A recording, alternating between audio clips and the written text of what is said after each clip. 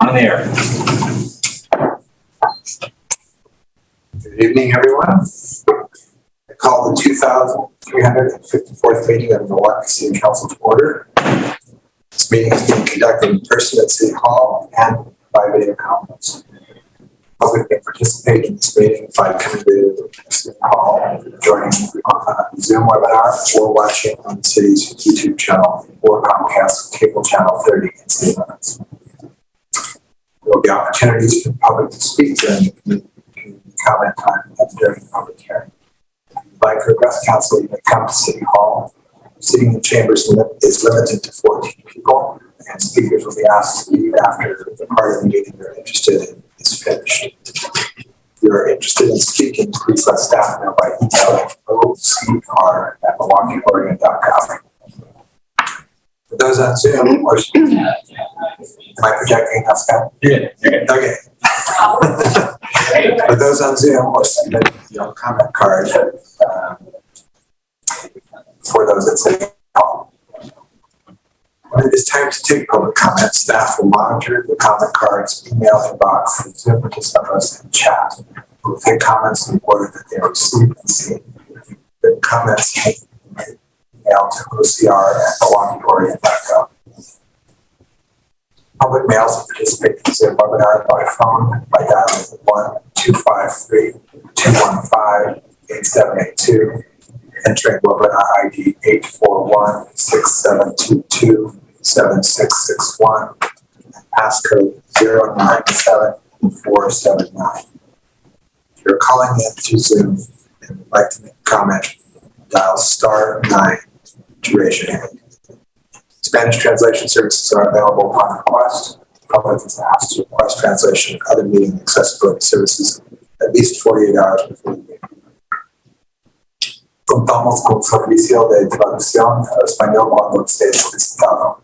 Se pide al público que solicite servicios de traducción y otros servicios de accesibilidad para reuniones por lo menos 48 horas antes de la reunión. Translation services are also available in other languages. All right, please join me in the Pledge of Allegiance. Pledge of Allegiance to the flag of the United States of America, to the republic for which it stands, one nation, under God, indivisible, with liberty and justice. Guys do that also quietly now after 2 years of doing it on Zoom.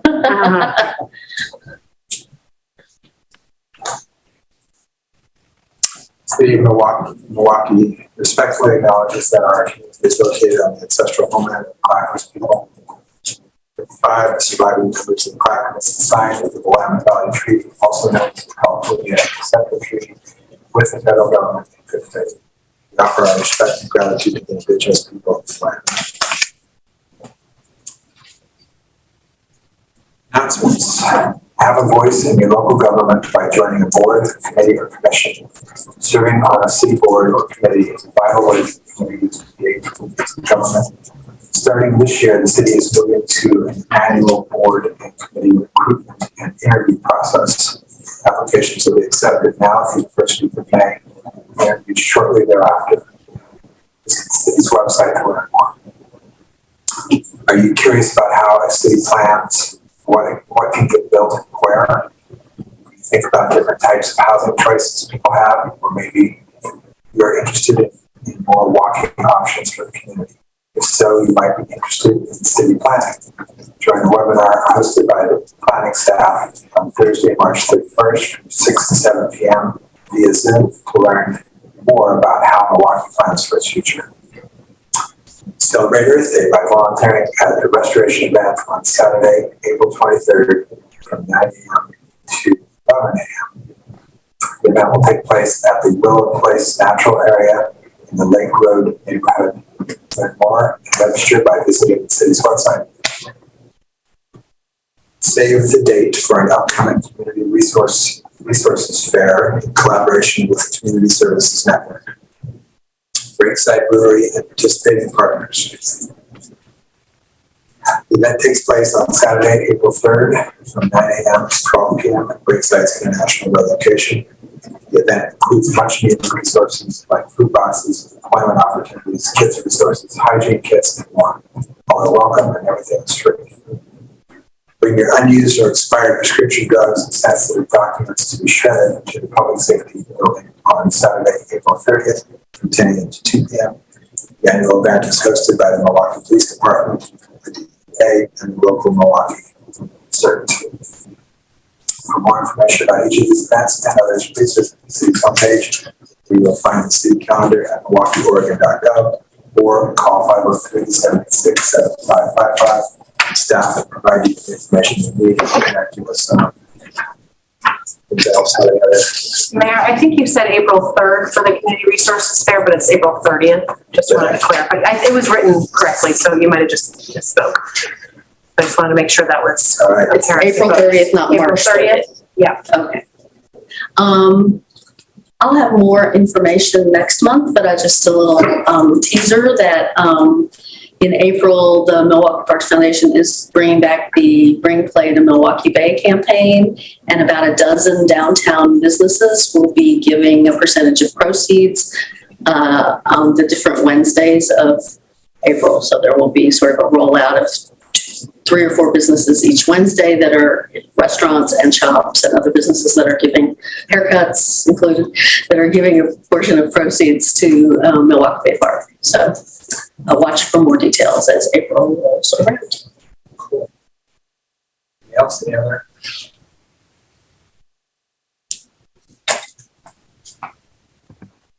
Right. Our next item is our Milwaukie High School Outstanding Student Award, which will be presented by our wonderful Milwaukie High School Principal, Carl. Good evening, everybody. This is Esmeralda, and she goes by Esme. And you have information that I sent forward about how amazing she is and with all her accolades. And Esme, I just want to share some words with you that staff said about you. And so here we go. So Miss Egan says that Esme is a wonderful student and human being. She is a hard worker who's always challenging herself and those around her. She is also fiercely loyal and a great friend to those around her. She brings positivity to every group she enters, and it's such a joy to be around. We are lucky to have her. Esme, and then Mr. Fell says, Esme is a polite and kind student who was fortunate enough to spend a couple of weeks in Oaxaca over the winter break. She used this time to document 3 generations of her family and the importance of food and the traditional means for creating it with Mexican culture. The photos were a wonderful photographic document, which she will always have. But more importantly, she learned so much about herself, her family, culture, and the experience will definitely be with her forever. I enjoyed teaching Esme and congratulate her on this well-deserved recognition. Well done, Esme. And Miss Kate Studi, absolutely loves you, Esme. And she always talks about you to me. She says that you are genuinely kind and extremely thoughtful. She's become more confident over the last 4 years and is such a bright light when you're around her. She applied to Yale and has already received offer letters and scholarships from other schools she's applied to. She'll be successful and make an impact no matter where she goes. And finally, Miss Selena Avila, when she wrote something about you, she just said, I hope this is presentable enough, because she wants you to know and everybody to know that you're just the perfect angel. Esme is one of the most hardworking students I know. She is kind to everyone. She is thoughtful, and she does what she can to include others. When I met her, Esme was shy, but she was always kind enough to humor me and my advice. She stepped out of her shell, and these last few years, I've been able to watch her grow into the young woman she is today. Esme has proven to be a strong and compassionate leader, one that can be counted on to encourage and influence the younger students. She's been the captain of her tennis team for the last 2 years, and her joyous attitude has strongly influenced how her teammates move through the season. Esme is a strong and loyal member of our school community, and I'm so thankful to know her and so proud of everything she's accomplished. So people were so excited to talk about you, and I just want to thank you for your leadership.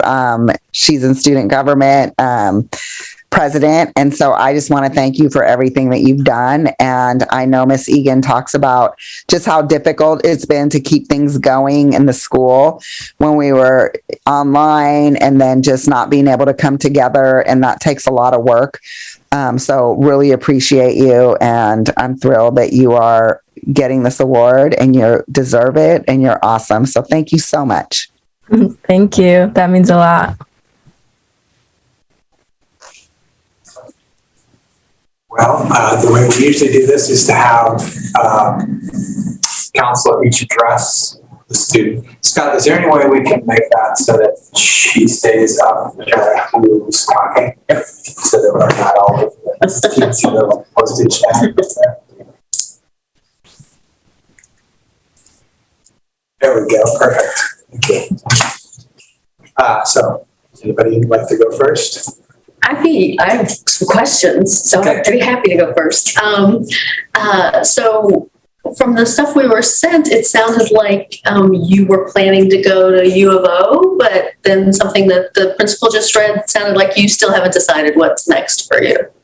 Can you tell us a little bit about your... Yeah, I can. So I did apply to multiple schools, and I've heard back from most of them and got some pretty good scholarship offers from them. But it is looking like I'm planning on going to U of O for the fall, well, for college. So it is. I mean, only school I have left is Yale, and to hear back from them. But for right now, I'm planning to attend U of O. Well, wherever you go, I'm sure you'll do great. I mean, you've done such a variety of things and have such a great variety of skills. You've done so many things. I love the tennis and, and of course the student government. I just wondered, is there something new that you would like to try as a college student? Yeah, there's some things I want to try. I wanted to get more into photography and filming and branching into that. I started a little bit this senior year by joining photography classes at school, but it's something I haven't really dived into yet, but I'm planning to hopefully in college get more into that. Great. Well, I wish you all the best wherever you end up going, and if you should come back and visit us at some point and tell us how your college experience is going. Thank you. I'll go. Can you hear me? Yeah. Congratulations.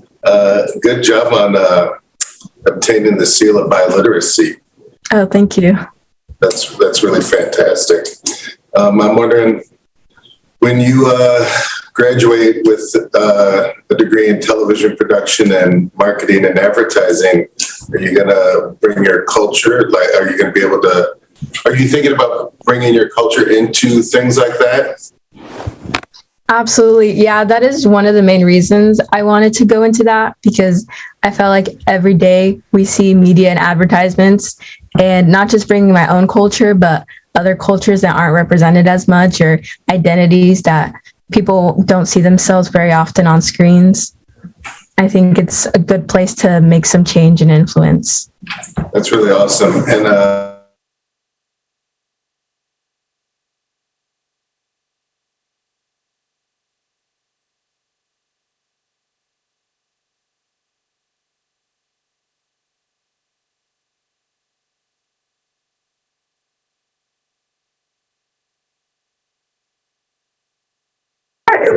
It sounds like you can, oh, good. Oh, there you are. Your video was frozen for just a second, so I was worried we were losing you.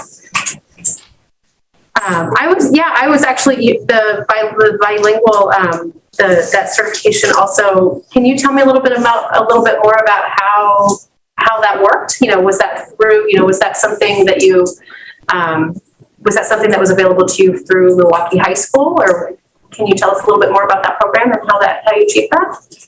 Yeah, so the STAMP test, it's given about, I think there's multiple opportunities throughout the school year, and it's hosted at different schools in the district. And I was able to take one that was hosted at Milwaukie. So I just came in on a no school day and took that test. It was about 2.5 hours, and it was a multiple part sort of test. And then my results came on later, and I had passed for Spanish, that I had reached proficiency enough to get the seal of biliteracy.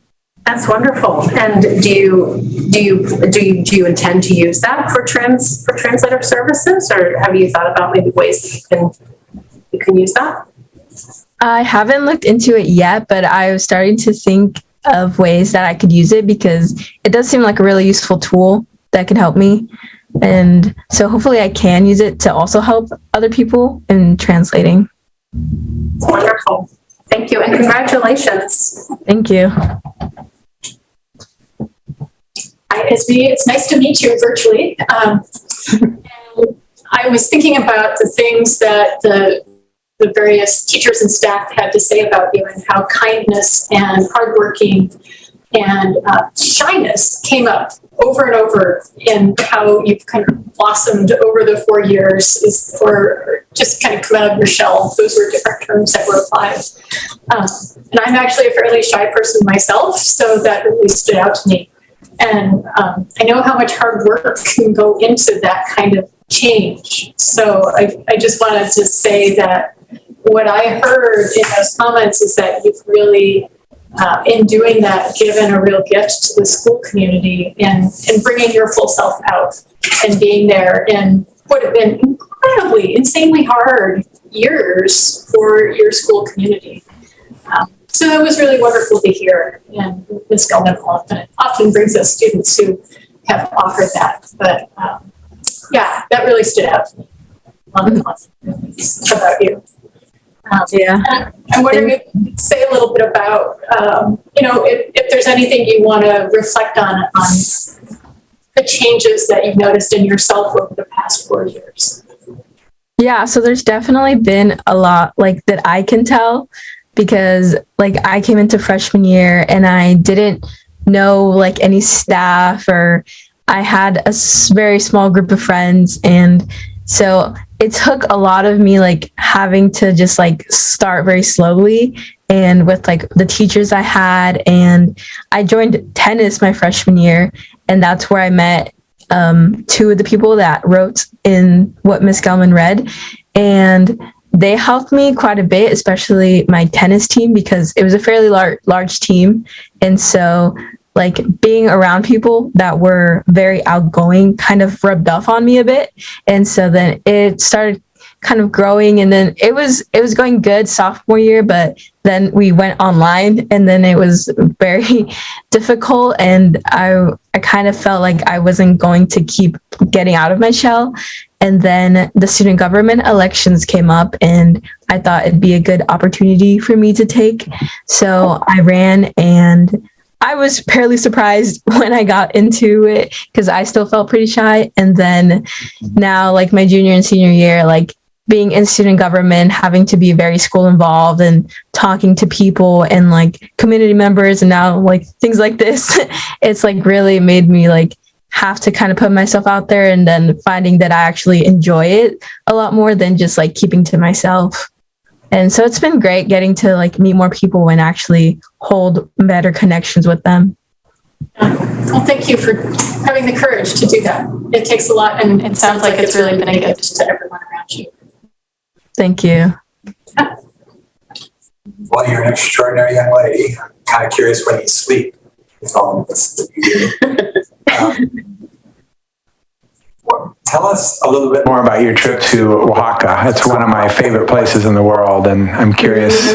Yeah, I love Oaxaca. Yeah, so my family is originally from Oaxaca. My parents were born there and before they came to Oregon. And I'd been once before when I was 14 by myself, and it was a really changing experience because I hadn't met a lot of family members, and it was my first time meeting them. So that was really amazing. And then I went this winter break again, but this time I went with my parents. And so it was really great having them to show me around their hometown.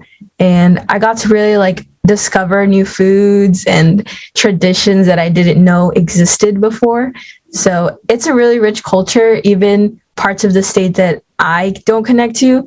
It was really awesome getting to see everything, and lots of indigenous. There was some places that we got to visit that was still very indigenous, and it was really great, and I loved it. I did get how Mr. Fell talked about my photography. I felt like that's where I really became more connected to it and got more interested into photography, because being able to capture things, only being there twice, it was great. I really enjoyed it. Yeah, it's an extraordinary part of the world, and as you say, the culture is really varied and beautiful, and food is out of this world. Best. I love Oaxaca food. And I was there for the very, what you just touched on. I was there to photograph. That's what I used to do for a living. And so as you move into that, I was in the advertising industry in New York City, and would be happy to help you or mentor you or answer questions that you might have as you move along through that thought process. That would be amazing. I really appreciate that. Thank you. Yeah. Principal Gelman knows how to get hold of me. So. Well, and the other, everyone's touched on it, but the translation capabilities, that's going to make an awesome college job. If you can land a translation gig, it pays pretty darn well. And it's a great, it would fit into a college schedule pretty well. So, yeah. Very impressive young lady. Thank you. All right. The city of Milwaukie is proud to recognize for outstanding student achievement in academics, civic engagement, and extracurricular activities at Milwaukie High School, Esmeralda Reyes. Be known to all on this 15th day of March, 2022. City Council of the City of Milwaukie, a municipal corporation in the County of Clackamas and the State of Oregon, recognize this student as an excellent example of the bright future of this community and nation.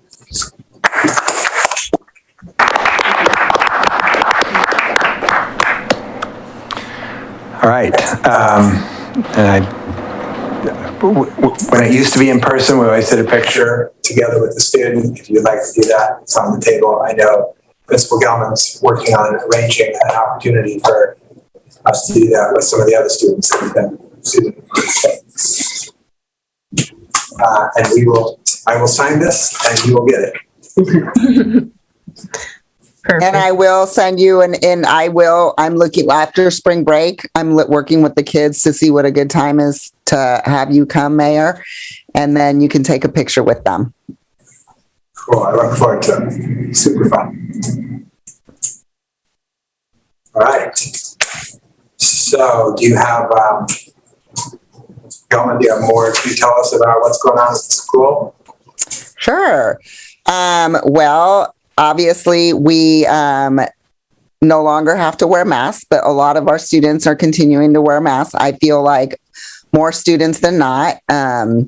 But the kids have been great through this process, and I've just seen people getting along and not have it be, I was concerned thinking like, are we going to have like some division and things like that? But it seems like it's going pretty smoothly. And Esme, you could tell me if it isn't, if you've heard some things.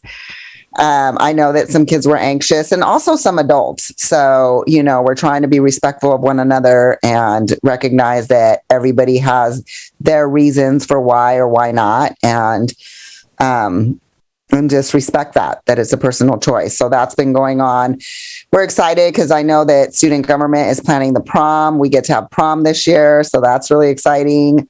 And then there's an assembly coming up, and so we are going to get to do it in the gym. I just found out today, Esme. So now you know. I asked because, just as things are changing. But I think it's going to be really good for our school because now we have like more opportunities to bring people together and create more of a culture. And I think that's one of the things that's been very difficult. And our students need to be together, and we need to have experiences together. And our students and our staff need to be together in different ways outside of the classroom. And so I'm super, super excited about that. The stamp test, like Esme talked about, we have more students this year pass the stamp tests and in the history of Milwaukie. So we're really excited because that does provide access and opportunities for our kids, and they're in multiple languages. And if you pass the stamp test, if you pass all the parts of the stamp test, written, oral, reading, and you get the seal of biliteracy, that's obviously a tool and a skill that can really support kids and their success. And also, like Esme said, help other people in the community or, wherever you end up living with those translation services. So we're really excited about that. Already thinking about graduation, lots of stuff, just, personally, I'm excited. I'm excited the energy has shifted. And so, yeah, we're just moving along. We just had AP testing where, forecasting for next year has already happened and it's on the way. And, so we're just starting to, I can't believe we're already going to be in April April. Spring break starts Monday. So. Going fast. Well, thank you for that. Yep. Hang in there. You're doing great. Things seem to be getting better. Yeah. And next time we'll come in personally and come into the meeting. So I appreciate just everything y'all have done and recognizing our students, and they're awesome and amazing. And it's just really fun to bring them in front of you. And Esme's one that a lot of folks were like, she's amazing. So I'm just super glad to be here with her tonight. Yeah, very cool. Thank you. We look forward to it. Thank you. Good evening. All right. That was cool. Next up, we have Ed Zumwalt Memorial Proclamation. To be presented by our Learning Library Director, Katie Newell, and the Zumwalt family representative.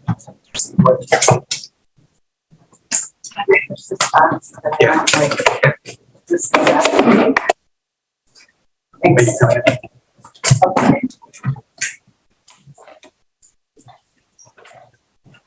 Good evening, all of you. I haven't seen you in person in such a long time. I want to thank you all. Oh, I can even take my mask off. I put lipstick on. Like, oh my gosh, I haven't done this in a really long time. So I probably shouldn't have said that, a little bit too much information here. I haven't been out in public in a while, so except the library. So thank you all for doing this. Ed Zumwalt, I hope I can get through this without crying. I met him over 10 years ago. He was on the selection that interviewed me. And my interview was in this room, and they had all of this all filled with, it was like 20 people. Okay, it probably wasn't 20, but it seemed like it. And this one man just kept on. And I'm just like, oh my gosh, what have I done? And it wasn't until later that I found out that was it. And he and Colleen Schatt, who was also on the library board, they were the board members. They both were just like, eyeballing me the whole time. And I was just like, what have I done? And then I found out that they were both my library board members, and which I gave them a really hard time once they were, I met them. And I was like, oh, thanks a lot, guys. But that was my first impression of Ed. And then, as I get to know Ed, he was on the library expansion task force, but then it changed to the library services expansion task force. He was on the library board. He had been on the library board in 1999, and it might have been all of those years from 1999 to 2012 that I was meeting him, when they first presented to council a plan to expand the library. And unfortunately, there was no plan on how to get the money. So it didn't go any further. And so, but he never gave up on that. And this is what I knew about Ed, that he just was in love with the library, would do anything to get it built. And so here we were many years later, and we were still working on it. And he was involved with the Friends. He was involved on the foundation. So I thought Ed was just the library person. Then, as I got to know him more, I found out that he was involved with the whole city. He just loved Milwaukie.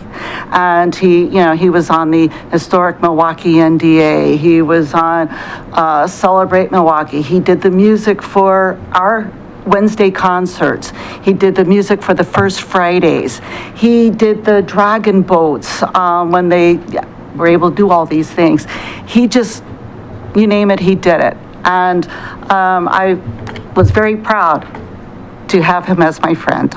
He got me through a lot of different meetings that, had to bite my tongue, and he was just wonderful because he did not bite his tongue, so he made me look quite tame in comparison.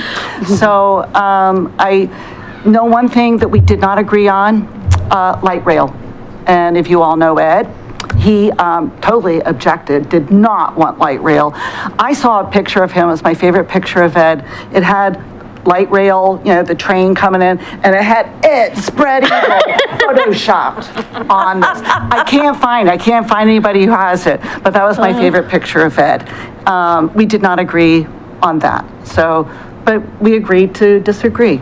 So tonight, here is we're going to have a proclamation. Thank you so much. We have a PowerPoint, and we also have the family. This is Nancy Wittig. She was at the library for longer than I can even remember, 40 some years. And so she's going to introduce the other family members that are also here tonight. So, Okay, all right. you have to stand up when she calls your name. This is Dirk, my husband. He's been around a long time. This is Dave, an honorary brother. Kelly, Shay, sister-in-law, my brother Jim. Where's Jim? There he is. My nephew Stephen, and Jan, who works at the library also. And there's many more of us, but not all of us could make it tonight, so. Well, thank you all for coming in. Welcome.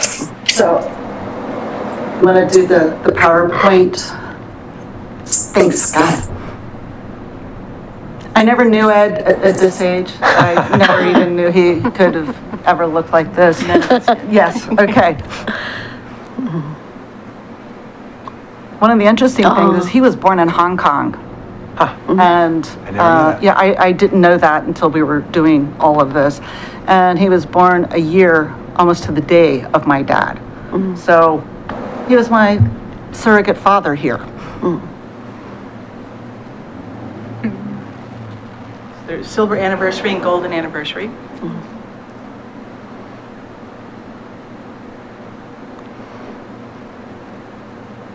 That's Andrew, yeah. Yeah, that's her son, the little one, not Ed. Joe Sanford on the right was the library director for working at the library for 30 years.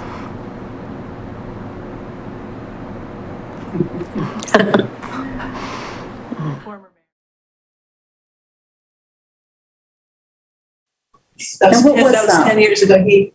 Or for Volunteer of the Year, it's a Volunteer of the Year award, the first one. The shovel. Was a shovel. Isn't that a manure shovel?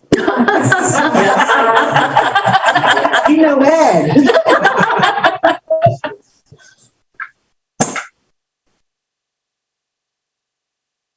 So thank you, all of you, for remembering Ed.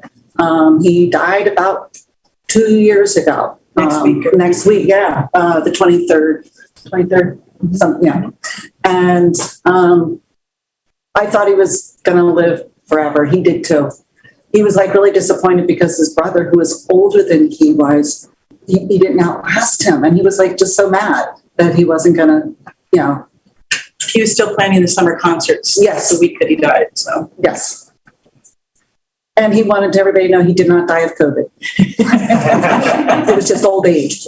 So, and he was 92. So he lived a very full life. So, does any of the family want to add anything? It's your big chance here. We're ready for the proclamation. Ed was an extraordinary man. He knew so much about the city that she said, touched him. First Friday would never happen. No. Those parks. That was one of the most, or the music in the park, it's one of the most charming things when I first moved to Milwaukee. It was one of the most charming things about. I just have always been really appreciative of everything he did. Just, yep. Yeah, go ahead. I served with Ed on the board of the farmers market. No, the Celebrate Milwaukee Inc. board. I mean, he was a founder of it. I came along later. But we were also neighborhood chairs around the same time, and we butted heads a lot. In fact, I remember that statement that led to the photo you described about that he would go give his life to stop the light rail. So I never saw the photo. I'd love to see it if you find it. But Ed and I butted heads a lot, but I always knew he had Milwaukie in his heart, and that it really mattered to him. And I think, we're a lesser place because nobody's picked up the mantle of First Friday. Nobody's picked up the mantle of Scott Park concerts. He did a ton of things. The Milwaukie Days, which some of those photos were, and that's the reference to the dragon boat races. A lot of events that Ed really championed, and he managed to get people out to volunteer and help and pull them off on a shoestring. We don't have anybody doing that work in Milwaukie today, so he does leave a big hole. Yep. Thank you, Lisa.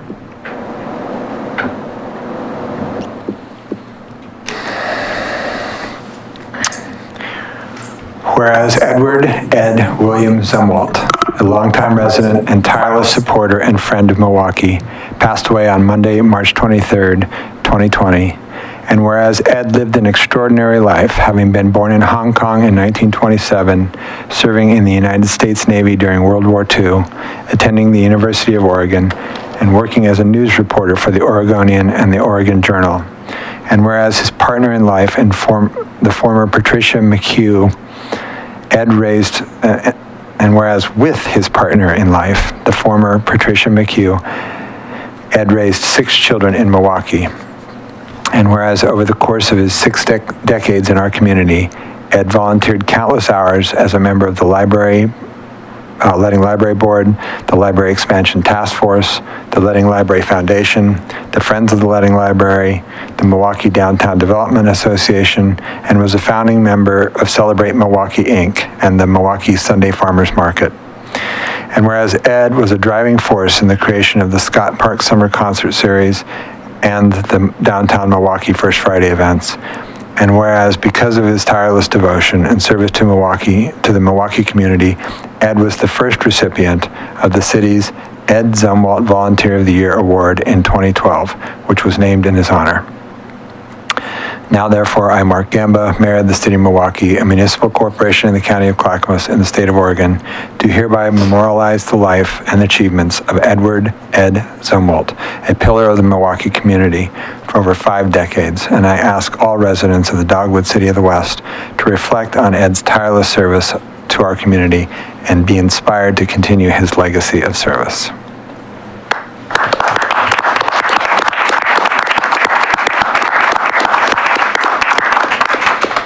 Thank you all very much. You know what's funniest about the whole light whale thing is about 2 weeks after it opened, I happened to be passing by the station and watched Ed get on the train and go to Portland, or go that direction. I don't know where he was going. I wished I had a camera too. I never thought it would happen. Right. Well, and I think we were all so glad that he was here for the opening of the library. Yes, Yeah. and he came to the special opening we had on the Sunday, was not there at the 2,000 people event on Saturday, which I'm really glad. He would have been lost in there, but he would not miss it for the world. No. So he was very proud of this library. So, thank you all. Thank you. Thank you. Do you want to do? Well, so we can at least talk about that. Sure.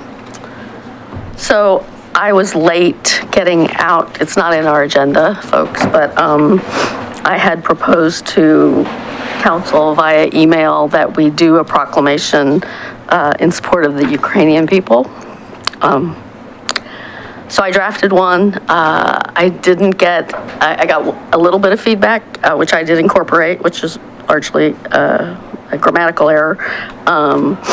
Didn't hear if people wanted to do this, didn't want to do this. how people felt about it. But I do feel like today's the 20th day of the war. It's not getting better. And we do have a Ukrainian community here in Milwaukie. And that's also part of my thoughts here as well. So, I don't know. If people want to do this today, want to think about it and put it on the agenda for 2 weeks. Do you need a motion? Well, there? since we're Just a proclamation, or how does it work if we didn't have it in advance to put it on the agenda, I guess is. Sure, a motion to read the proclamation or a motion to vote on, I guess, whether we should. And we don't usually vote on proclamations, but we usually have the opportunity to, I guess, express any concern ahead of time, which we didn't really have here. So. Yeah. I don't have any concern with the proclamation. I'm good with this too. I'm happy to read it tonight and sign it. Any concerns? Lisa, I'm wondering if you might say a little bit about your long history with Russian language and Russian cultures. Well, okay, sure. I learned to speak the Russian language in my 20s. I have traveled ironically, I've traveled in 12 of the 15 former Soviet republics, but Ukraine is one I have not traveled in. And I'm really sad for that now because so much of it is being destroyed and it's got a very rich history. I didn't try to put too much history into this, but really the people, Kiev was a city and a capital before Moscow, before St. Petersburg even existed. So it is really kind of the historical center of that culture, that Slavic culture.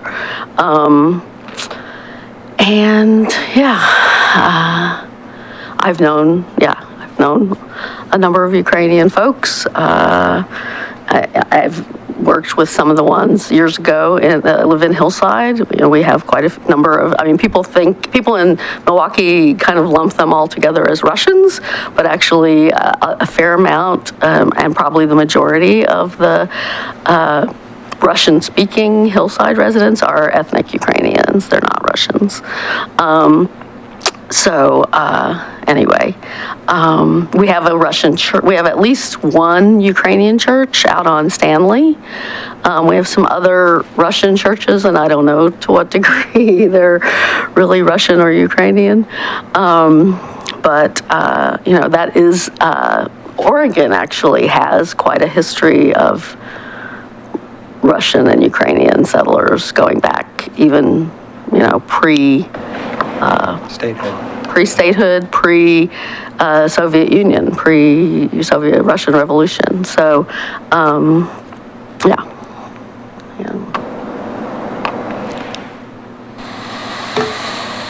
So I appreciate everybody's support for doing this, and would you like to read it, or do you want me to read it? You go ahead.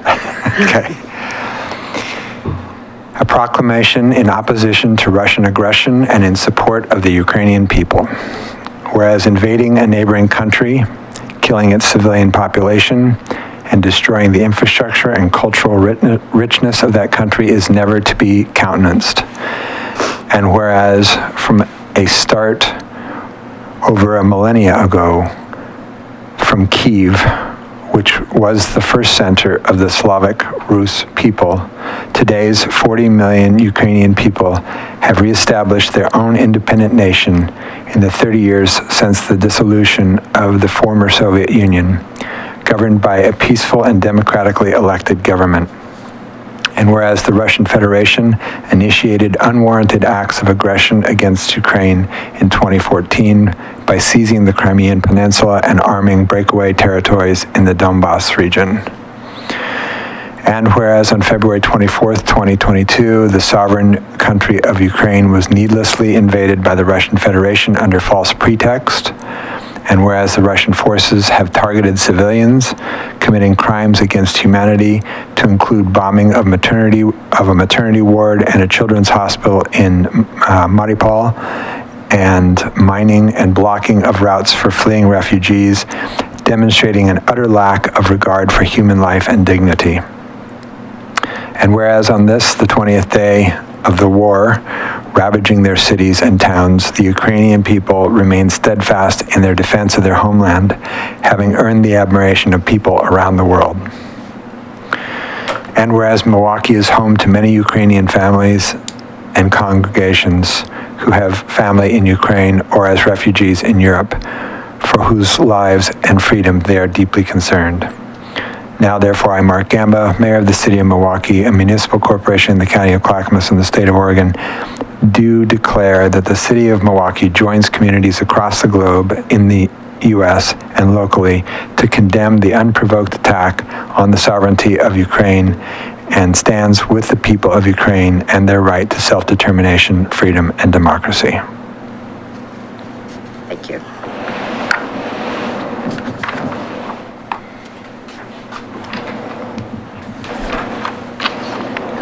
Thanks for doing that.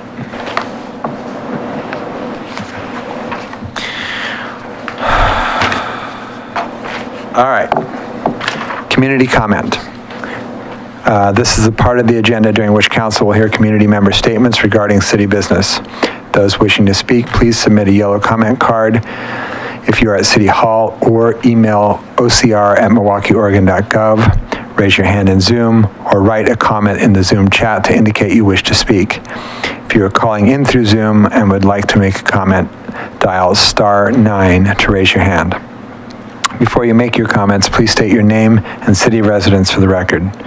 If you would like the city to follow up with you, please submit your contact information to ocr@milwaukieoregon.gov. As council has other business items on the agenda this evening, speakers will be limited to 3 minutes each. Because information provided during the community comments period may be new, the city manager will respond at the next council meeting to those comments that require follow-up. Just to be clear, these are comments not having to do with tonight's hearing. Those comments we will hear during the hearing. Before we begin, is there follow-up from the March 1st community comments, Ms. Ober? There are none. Thank you.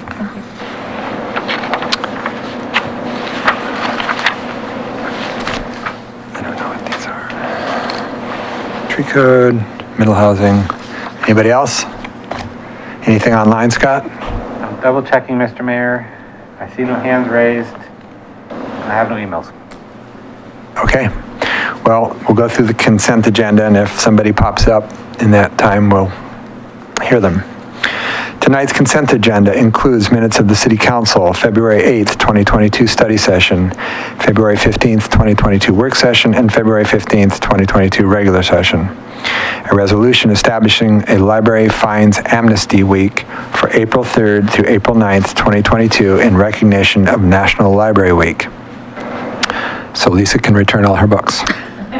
Pay all my overdue fines, you mean?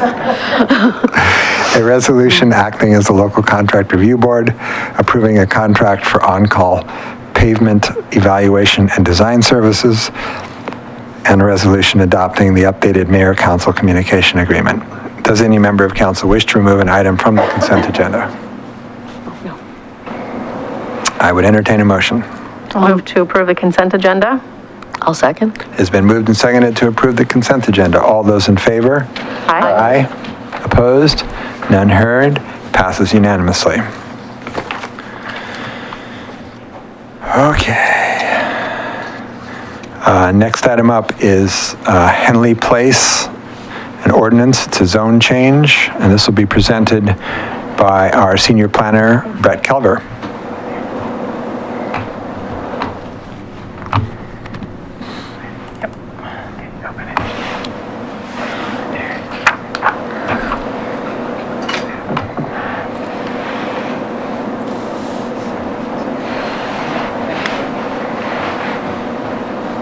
Good evening, Mayor Gamba, councilors. Good to see you in person. Nice to meet you in person. Cheers. Wow. Can I just say something? You're a man after my own heart. You have notes on an envelope. Back of envelope. I love that. I love it. That's how I roll. Yes. Me too. All right, we're off to a great start. Good to see you all in person. You too.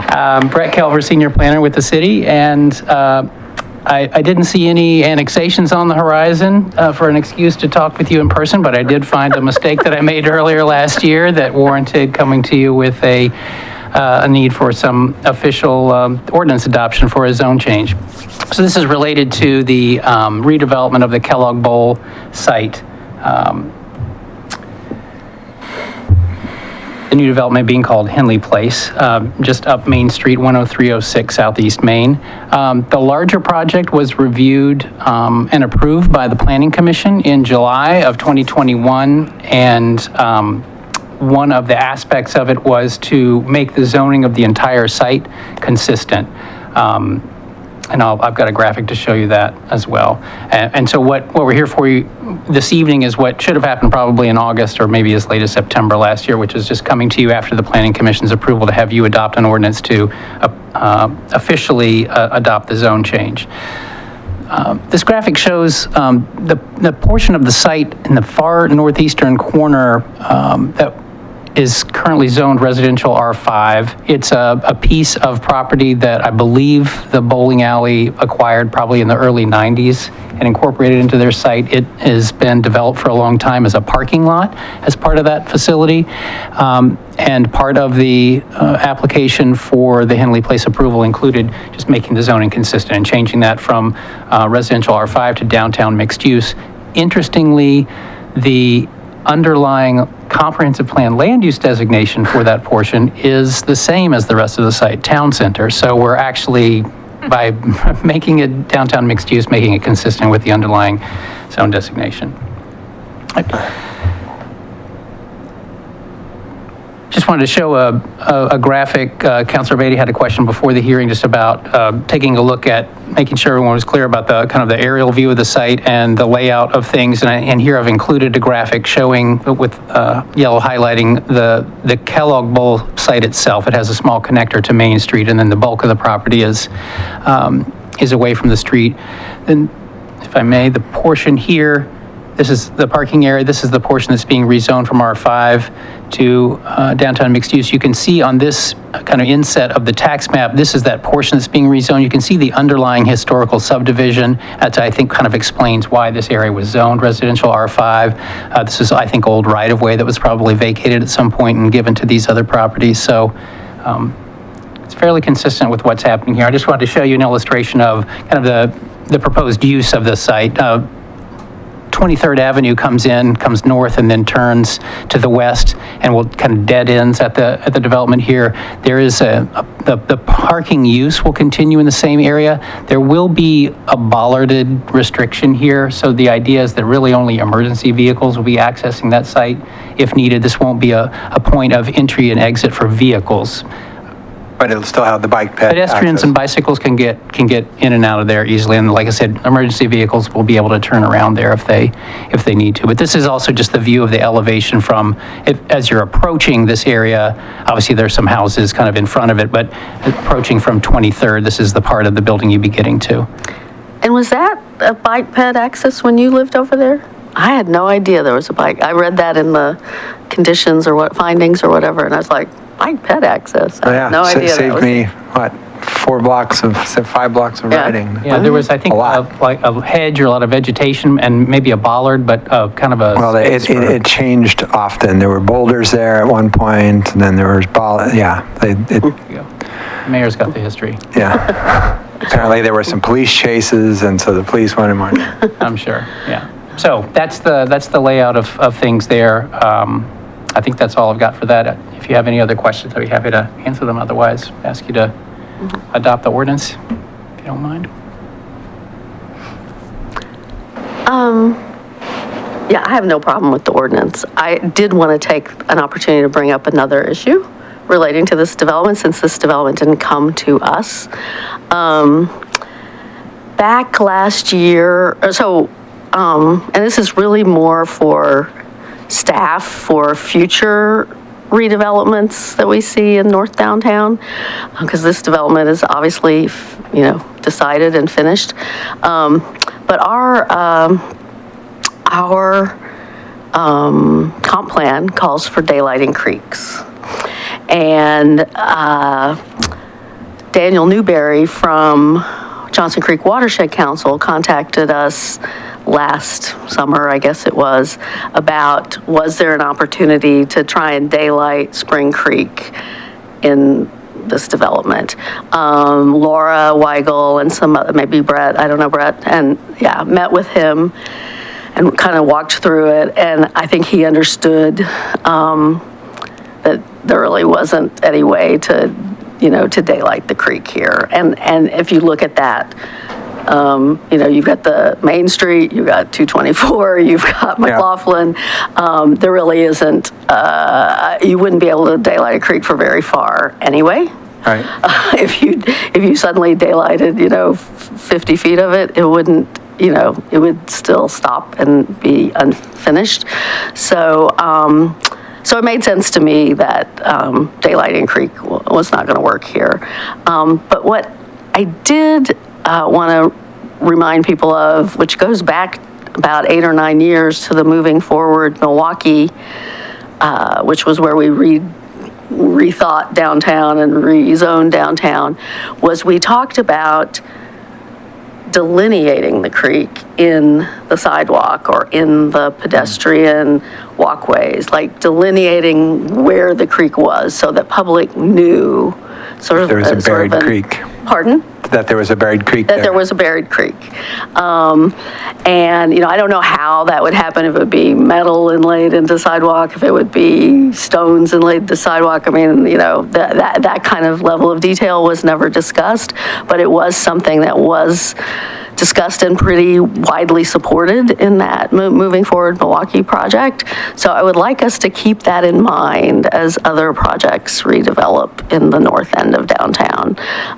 Because I don't know exactly where Spring Creek is, but I remember Brett had a decent graphic. It would, so you see the green area that's north of the little parking lot part that we're rezoning, that area, that's where the creek is. Okay. It runs right down there. So it would, if we daylighted it, it would be through the parking lot of the Oddfellows parking lot and then through there. And how does it connect with the pond that's behind the library and the vet? Is that just a dead end? That doesn't connect? No, it would, so it came through my property. So it came from the apartments on the other side of the railroad track. That's where the spring is.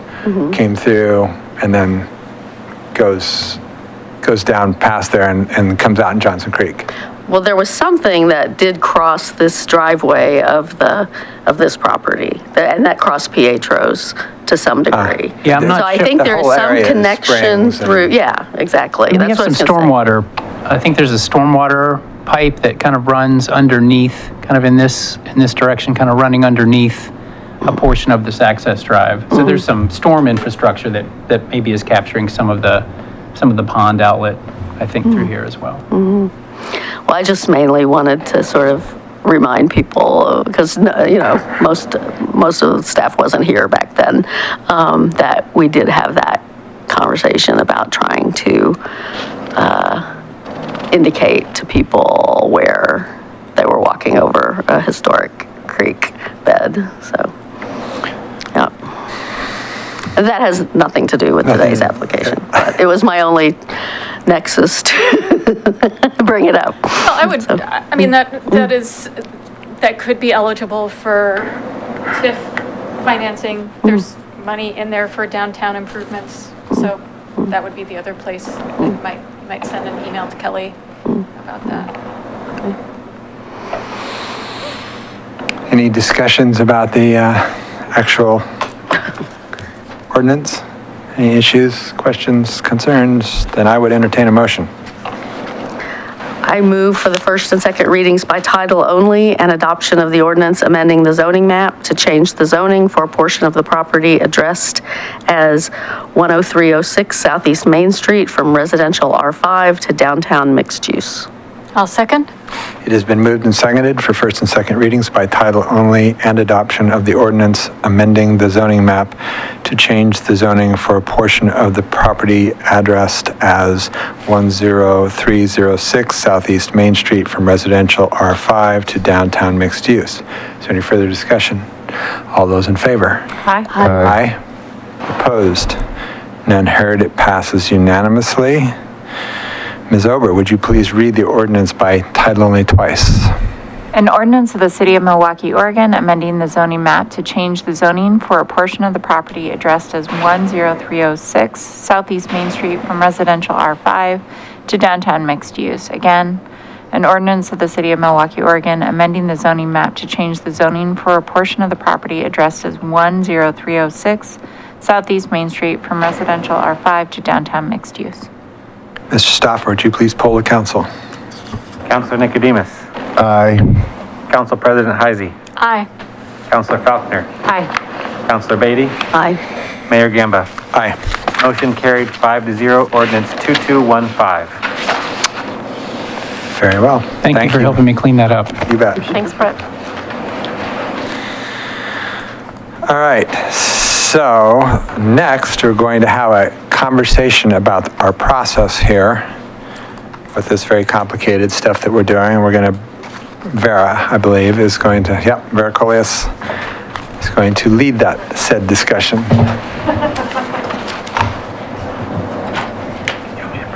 Got a slide, right? It's part of the same, it's all one presentation.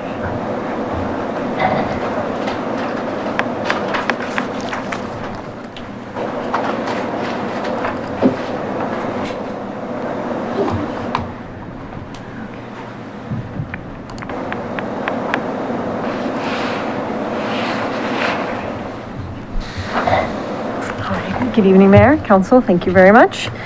Before we get started on the public hearing, we wanted to have a conversation about moving forward because we're sort of at a good point where things might be coming to some sort of a conclusion maybe. So talk about how we might go forward. We do continue to have two separate hearings moving forward, and we do need to maintain that structure tonight. However, that doesn't mean that we can't talk about trees while we're talking about housing and parking. And I have a feeling at least one person here wants to do that, so we can totally do that. So we're proposing this process that you see on the slide here, that we would open the housing and the parking hearing, hear the staff report, take any public testimony, have questions and answers, and then hopefully maybe we go into deliberation where we can include obviously deliberation, or including the development related tree considerations that are part of all of that. You might choose to finalize any recommended changes, or close the hearing and then open the tree hearing and then go through. Sorry, can I pass real quick? Yes. You gotta share it with the Zoom. Oh, I thought I did it that way. I'm so sorry. Oh, right. I didn't do that part. I keep forgetting I'm in two places at the same time. Sorry. Okay. So this is the slide. So depending on how we handle the housing and the parking situation, then you could close that hearing and then open the tree code hearing and then move through that process. But so if you think that you might be done with trees, but not done with housing, you could close the housing portion and go into the trees. But it was just more about maintaining kind of this sort of this two hearings situation as we go forward. So basically, this is just flipping the order that it was on the agenda. For tonight, yes, but it was also, but also kind of how we would be conducting the hearings and how the deliberation and testimony and just all of that we're not gluing them together. They do still need to stay separate as our recommendation. And the city attorney is here as well to back me up if there are any questions about the question I have regarding that is, as we begin to deliberate and the nexus of trees and housing comes up, we won't yet have had any tree testimony, which I believe we have some for this evening. Right. So just to spitball in here, this is not me saying this is how I think we should do it, but is it possible to have two hearings open simultaneously for starters? Is that a thing? That's not a thing. That's not a thing. So we'd have to open a hearing, close a hearing, open a hearing, close the hearing, open it, the first hearing again to have that conversation. If I want to hear the testimony of people who came tonight to give testimony. Well, they will be able to testify. Not if we're deliberating for 3 hours on the housing. Yeah, that housing is a long discussion. Which brings me to the point, you might not get to a point where you're ready to open the tree hearing to discuss tree issues, right? And so if you do open the tree hearing to discuss tree issues, those folks can testify during that. The concept of having 2 hearings open at the same time would blow up Robert's Rules of Order. We have bifurcated these, and we have adoption issues where both of them are on separate tracks for appeal records and final decisions. And so we need to maintain that structure somewhat. What Vera has just presented is what staff and I kind of, we put all the sausage in the sausage grinder and figured out what we thought would be the most or least confusing method to moving forward. But we did tell people when we continued trees that we were continuing it to tonight. Sure. And so if we didn't get to it tonight, I mean, I know we can formally open it and continue it, but again, but we did tell people we would get to it. Right. Tonight. And yes, and people clearly came to testify on that. And folks that are here to hear the deliberations, see, there seemed to be a desire to want to talk about all these issues together. And so what staff and I figured was we'd give you that opportunity in the context of one hearing, right? So folks that are here to testify for the tree hearing, which they thought until now was going to go earlier, they're going to listen to all the discussion you have about trees in the context of housing and parking.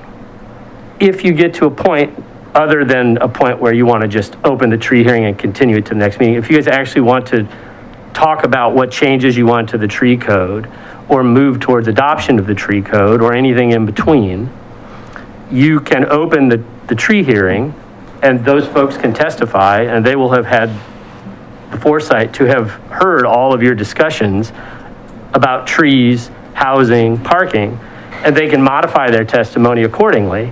You could take that into account in the tree hearing, make any changes that you want, but you will have gone to the tree hearing because you have reached some sort of stopping point in the housing and parking discussion. And that stopping point might be, we've resolved the tree issues as they relate to housing and parking. We need to finalize them in the tree hearing. Or you guys will spend the whole night talking about housing, trees, and parking, and you may find that you just, because of the lateness of the hour or any one of a number of reasons, you would open the tree hearing and just continue it to the next meeting. I would just like to once again apologize to Vera and Justin for our confusing direction, and I appreciate that you're not going neener, I told you so. I think we've arrived at a good place that's going to allow the discussion you want to have to occur.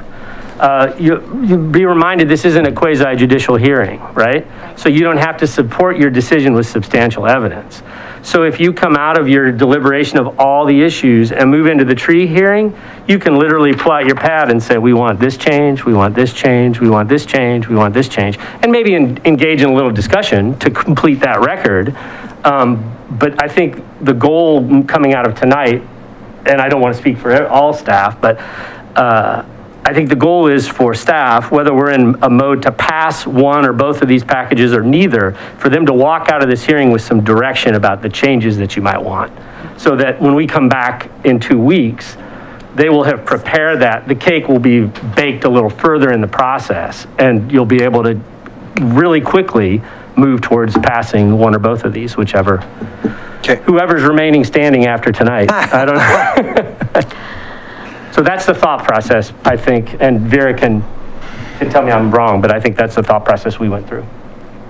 I agree. That is how we were hoping this would go. Anybody have any serious heartburn? Well, I guess my heartburn is that keeps the person who's here to testify for trees here till 10 o'clock, and they may not be willing to stay till 10 o'clock.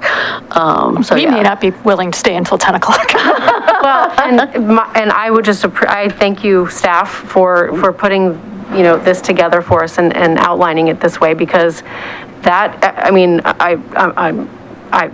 that is my intention, that we don't that folks should not be thinking that this tree code happens in a vacuum. This tree code, initially, the way we had it set up, that this was going to be a hearing on all of it. We departed from that. That was probably my mistake. I should have spoken up when I was horizontal in my bed, very sick. So my apologies again to everyone. But that's why we're here, and I'm sorry to the person who might be here. But the issue all along, and the reason we are here today in this situation, is because we have to have the benefit of our conversation about all of these issues, not just how much we all love trees. So, I mean, I am virtually certain we will not finish tonight. So should we open the tree code and continue it, or open the tree code and take public testimony and continue it to the next meeting so that we can just tonight focus on I don't support that for the reason that I just said, that this is the reason why we don't have more folks here about trees maybe necessarily tonight is because, we've had to, in my mind, we should have been discussing and hammering out all of the ways in which these things intersect with each other, and so that the public could have the full view of the choice of the consequences of our choices. Right. But why is that different if we just... Well, okay, we can, continue over tree code? Because, I'm sorry, maybe I misunderstood what you said. I thought you said, let's take public testimony on tree code, close it, go to housing, then we'll come back. And I guess what I'm saying is, that's fine, we can take it if folks want to just only hear testimony about trees and not hear testimony about trees within the context of housing. Well, what people choose to go home and listen to or watch on their computer is a different question in my mind than keeping somebody at City Hall till 10 o'clock. Well, that's absolutely, that's their choice, of course.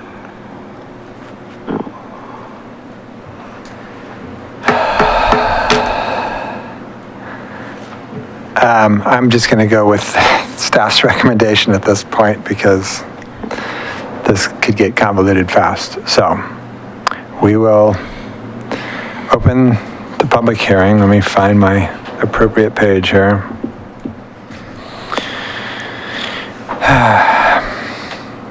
The public hearing on the proposed housing and parking code amendments, file number ZA-2021-002 is called to order. The purpose of this hearing is to receive the staff report on the housing and parking code amendments, take public comment, deliberate, and possibly continue the hearing to April 5th. This is one of several planned hearings on the comprehensive plan code amendments related to the housing and parking code amendments. Does any council member wish to announce actual or potential conflicts of interest? None seen. Staff report. All right, good evening. I will move forward into the rest of the presentation at this point. Let me, hope I'm doing this in the right order, Scott. But I know I need to share my screen first. Do I do that first? Green button. Yep. Oh, I do share it first. Okay, thank you. I wasn't sure. I knew there was an order for this thing, but now I can't see it here. Yeah. Oh, that's right. The corner down there. There you go. There you go. Everything's here. Okay, thank you. Sorry about that. Okay. Just a quick reminder about the policy mandates for this project regarding middle housing to provide housing choice throughout the city, to increase tree canopy and preserve existing trees, supporting the goal of 40% tree canopy throughout the city, and to manage parking to enable middle housing and to protect trees as well. We had an extensive presentation and staff report for last week, and so the focus of this presentation are the questions from council that came up at the hearing, at the last hearing. Okay. There was a question about affordable housing incentives that are baked into the code proposals. These incentives are tied to developments that qualify for the city's affordable housing construction excise tax program, and that's in chapter 3.60. The definition for housing, it's 80% of AMI, so that way we didn't want to have the code defining affordable housing. We're tying it back to a section of code that relates to our CET program. There's also that same section of code is a reference in the tree code for folks as well. So that's our definition for affordable housing as it relates to whatever incentives are code incentives within the zoning code. And is there a term? Is that a 30-year term for that? Yes, it is. Okay. Yep. Yes, that's, it's 80% median income for a period of at least 30 years. Yes.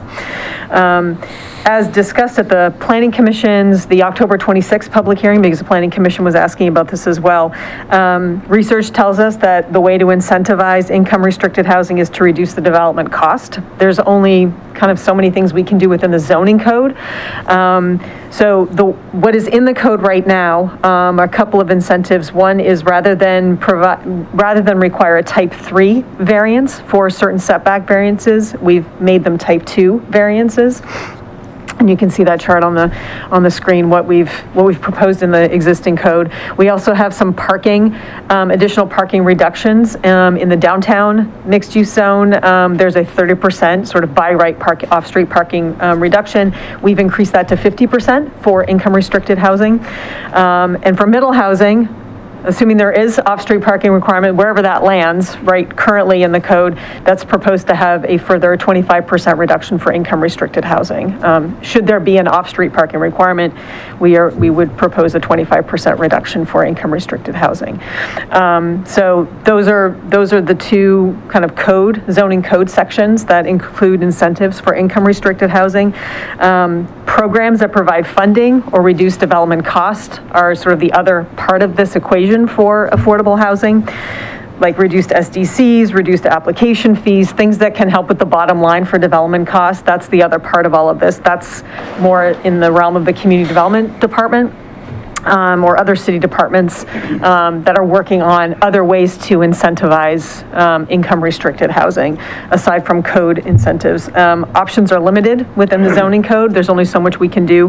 But again, this proposal includes what we've proposed here. Staff is going to be coming back with a new code section. This came up, I think it was in one of our work sessions, that we would have a code section that talks about all of the incentives that we have for income restricted housing, and that would include any zoning code sections as well as any community development programs as well.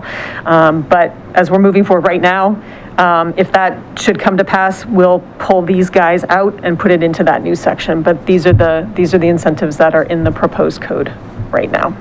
Can I ask you a really quick question on that Sure. one? There was there's an exclusion written into the proposal about, and I'm just wondering if you can give us some idea about the thinking. So on RS 142, it's about the proposed incentives within the code amendment package, and it's about for any middle housing dwelling unit, the minimum parking requirement is reduced.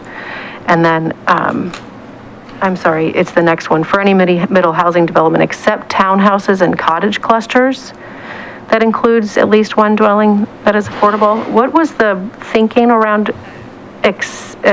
providing for saying that cottage clusters in particular would be excluded from that? Was there? Right. Can you give me some information on? That's a good, actually, I'm trying to think because when we were going back and forth with our. What's the RS? 142. It's the staff report. It's about the staff report, and I'm sure I noted it on the code too, but in the staff report, it was the first place I put the note. It's about excluding cottage clusters from this variance process. It says for any middle housing development except townhouses and cottage clusters that includes at least one dwelling unit that is affordable, the minimum setbacks may be reduced, and then And that may have, okay, and the thinking behind that may have been because there are such specific requirements within the House bill for townhomes and cottage clusters that we were sticking to what those were, and using these incentives for the other types of middle housing. Duplexes, triplexes, and quadplexes. But certainly that's something, we can certainly talk about, absolutely. And it's more about, what is a type 2 variance if a type 3 variance would certainly still be available. But for that specific incentive, it was because we were sticking much more closely to the House bill requirements for those two types of housing. Okay, thank you. Yeah. Okay. There was also a question came up regarding the Oregon Building Code and how it applies to middle housing. It was mentioned during the public hearing that a stacked duplex would be subject to the commercial building code, whereas a side-by-side would be subject to the residential building code. I am not here to pretend to be the building official. So this chart was provided by our building official. And in fact, and she sent me a multi-page response from the Oregon Building Code people and everything, where in fact, what you can see here that for a duplex, detached, side-by-side, or stacked, it's the residential building code is what applies. Commercial code kicks in for a triplex because of the 3 attached units, however that is. Quadplex as well. Commercial code would apply to a cottage in a cottage cluster if there was a central shared kitchen. So if a cottage is sort of its own independent living unit, that's different. But there are models where it's more of that there's a shared central kitchen building and all of the cottages do not have those kitchen facilities. That would be under the commercial code. Just the building with the central kitchen or the entire cottages cluster? Like the whole thing, it would be commercial code. That was how it was explained to me. So. Even detached cottages, not attached to the one that has the central kitchen? That was how it was explained to me, so, right. Wow. That doesn't make it. And so it doesn't matter side by side or stacked? Not on a duplex? Not on a duplex. Well, no, on a triplex or a quadplex. That's because of the number of units, I believe. Okay. If it's 3 or more, it's considered.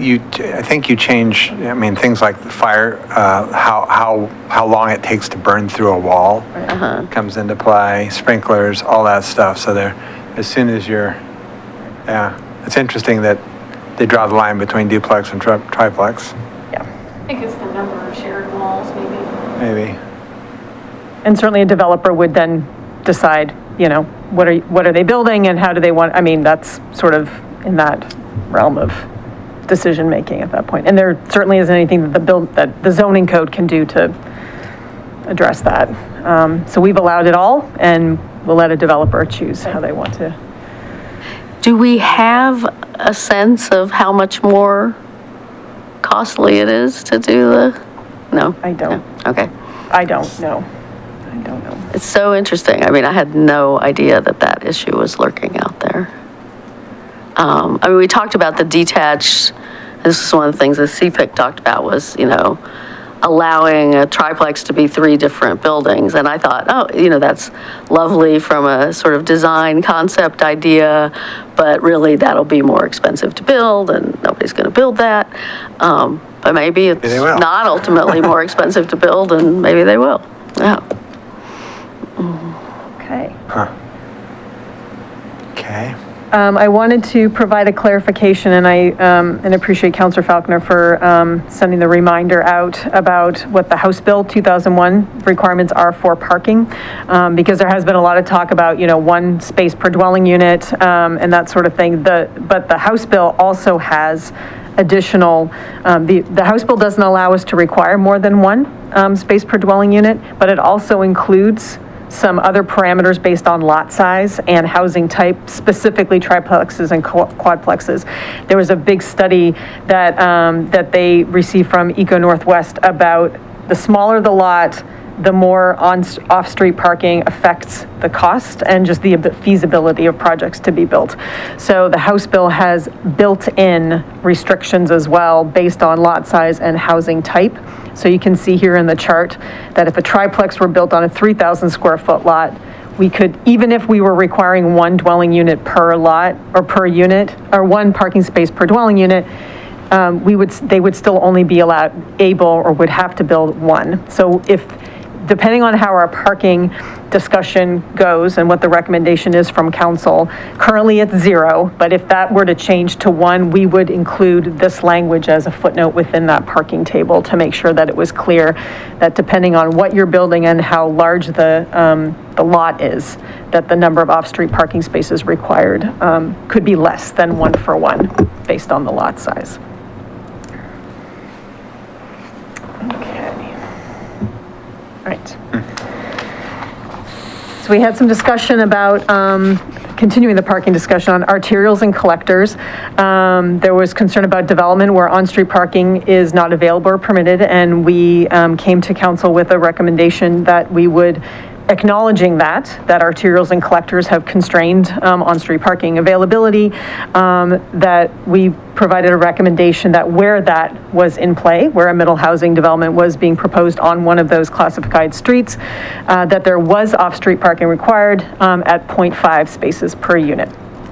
So then there was some additional discussion because some of those arterials and collectors in fact do have parking on one side, both sides, sometimes. So I worked with the city engineer and he was very kind to put together. So the base map here is our TSP, is our transportation system plan map with our street classifications with some notations in there.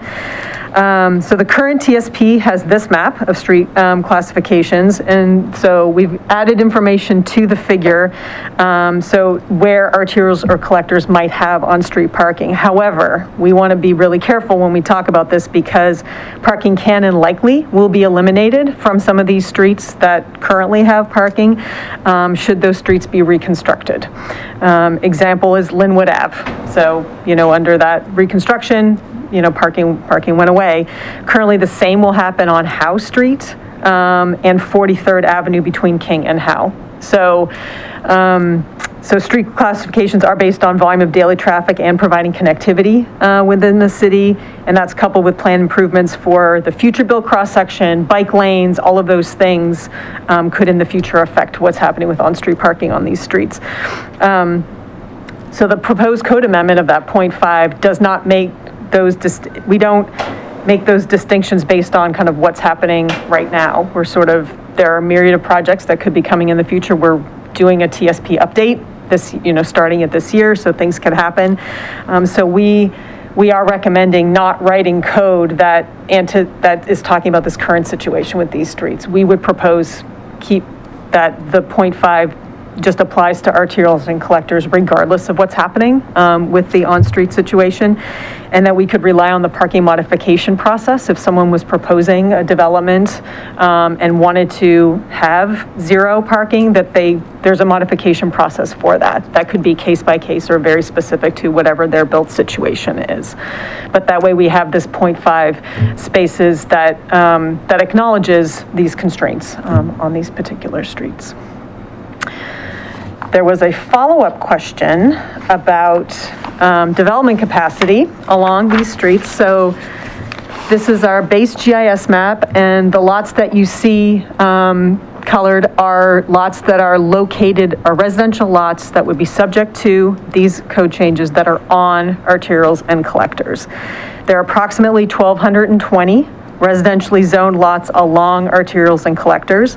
Many of them are along streets that don't permit or have on-street parking, and the question was asked, what about if there were corner lots? Like what if, they might front on one of those arterials or collectors, but there was a side street where they might be able to rely on parking. So there are 232 corner lots that meet sort of those specifications that, if developed theoretically, might be able to use adjacent residential street parking. But that doesn't take into account, I didn't look at what the condition of all of those streets were either. So it sort of gives you a snapshot of what's available and that there might be these corner lots, again, that could take advantage of those side streets. Again, I'm going to go back to our recommendation that we still keep the 0.5 and again rely on that parking modification process to acknowledge a specific situation so that we have a case-by-case analysis. That if someone is proposing a development on one of those lots where there is available on-street parking on that side street, that's what that parking modification process is for. But that we're not trying to write code for these very specific development scenarios. It makes it really, makes for a complicated code. But I appreciate the opportunity to go through the exercise. So hopefully that was helpful, at least to illustrate that point. Okay. A little more parking. So there was a question about extrapolating the parking study findings and applying them citywide. And could we apply them to all the residential areas of the city? And we absolutely understand the motivation behind the question. But it would be best if we were going to do something like that, that we would actually conduct or we would replicate that inventory and occupancy on the ground study for all of those areas. That would provide a high level of confidence as well as the actual ability to forecast that those findings. As we did when we were here a couple of weeks ago, we have actual metrics for those real study areas. We have numbers that we can be using in real time or with real mathematical areas. We're not recommending that analysis. We don't have the time right now to do that or the budget at this point. And residential areas are really different. So to apply the findings from those 4 areas to the rest of the city we think would be extremely speculative and ultimately unreliable as far as do we have ample on-street parking citywide based on these 4. We have it in these 4, but to try to suss out real metrics citywide based on those 4 study areas, we don't think it's mathematically reliable to do that. And we did follow up with Rick Williams and I asked him the exact same questions. What do you think? And he said, I wouldn't recommend it. It would be really difficult to be able to rely on numbers like that. So. All right. There were some questions about ADU conversions in existing situations. This is an existing detached garage in the front yard of a house, and asking about nonconformity and how does that work in our code. So in this case, if you were to, so we have a detached garage in the front yard. Would converting that existing non-conforming garage into an ADU trigger a variance? And it would. And because you're changing the use of that existing structure, and ADUs are not permitted to be in the front yard, so that would be a non-conforming situation. It would require, under our current code, a type 3 variance. If you were adding a second story to this garage for a second story ADU, similarly, that would also trigger the non-conforming section of the code 805, and that would require a type 3 variance. Our recommendation to address this situation, and these are rare, we don't have a lot of these, would be to allow that kind of a conversion with a type 2 variance. So it would still require a variance, but we would take it out of the planning commission situation. We would still have public comment, public notice. So we would still require a variance, but we would recommend that it be a type 2 variance to address those situations. And again, there aren't that many, but it's a fair question. That way we can sort of provide a little bit of an incentive to maybe convert some of these structures into ADUs. Can I ask a question? Yeah. I mean, I understand maybe the recommendation makes sense because we're talking about this code package, but we have an ADU code. Mm-hmm. Wouldn't it be a lot easier to address the restriction on ADUs in the front yard in the ADU code? I mean, yes. That's an option, yes, right? It is. We could just say that we allow ADUs in the front yard. Yes, that would be another way to do that as well. Correct. Yeah. I have a question. Yes. This looks like the side yard. Like, what makes this the front yard? It's actually in front of the house. So the picture is, I'm actually standing on the street. And so, and this is the driveway. So that's the front of the house. And the garage is actually in front of the house. Okay. So that's the front yard. Yeah. I hear you though, Desi. I mean, the door probably is over on the side, and I mean, with a little path. We can have a conversation later about orientation of houses and what is a front, side, back yard anyway. Yeah. Street frontage. Yeah. If it's between the street and the front wall, it's the front yard. Yeah. So anyway, So yes, so you're right. The other option would be to simply allow ADUs to be in the front yard. Correct. But we sort of, I mean, in one of these 700 work session and/or hearings that we've had about this, we sort of touched on that and landed on the fact that you can do a duplex in the front yard. You could call something a detached duplex instead, or something like that. And then it's allowed. And then, right, but it still would be subject to the front yard setback. Right, Of 20 sure. feet, right, yes, yeah. So that's, with this additional flexibility, people can kind of decide, what do I need to call it to have the process that I want, for approval, yeah. And not that this is helpful entirely, but this is actually a duplex. This is actually what? The house behind it is a duplex. This is actually a duplex. Is it? Yeah. Huh. But, I mean, were you envisioning converting that to a duplex in your scenario, or? A detached Heating or building, like scraping it and building a duplex?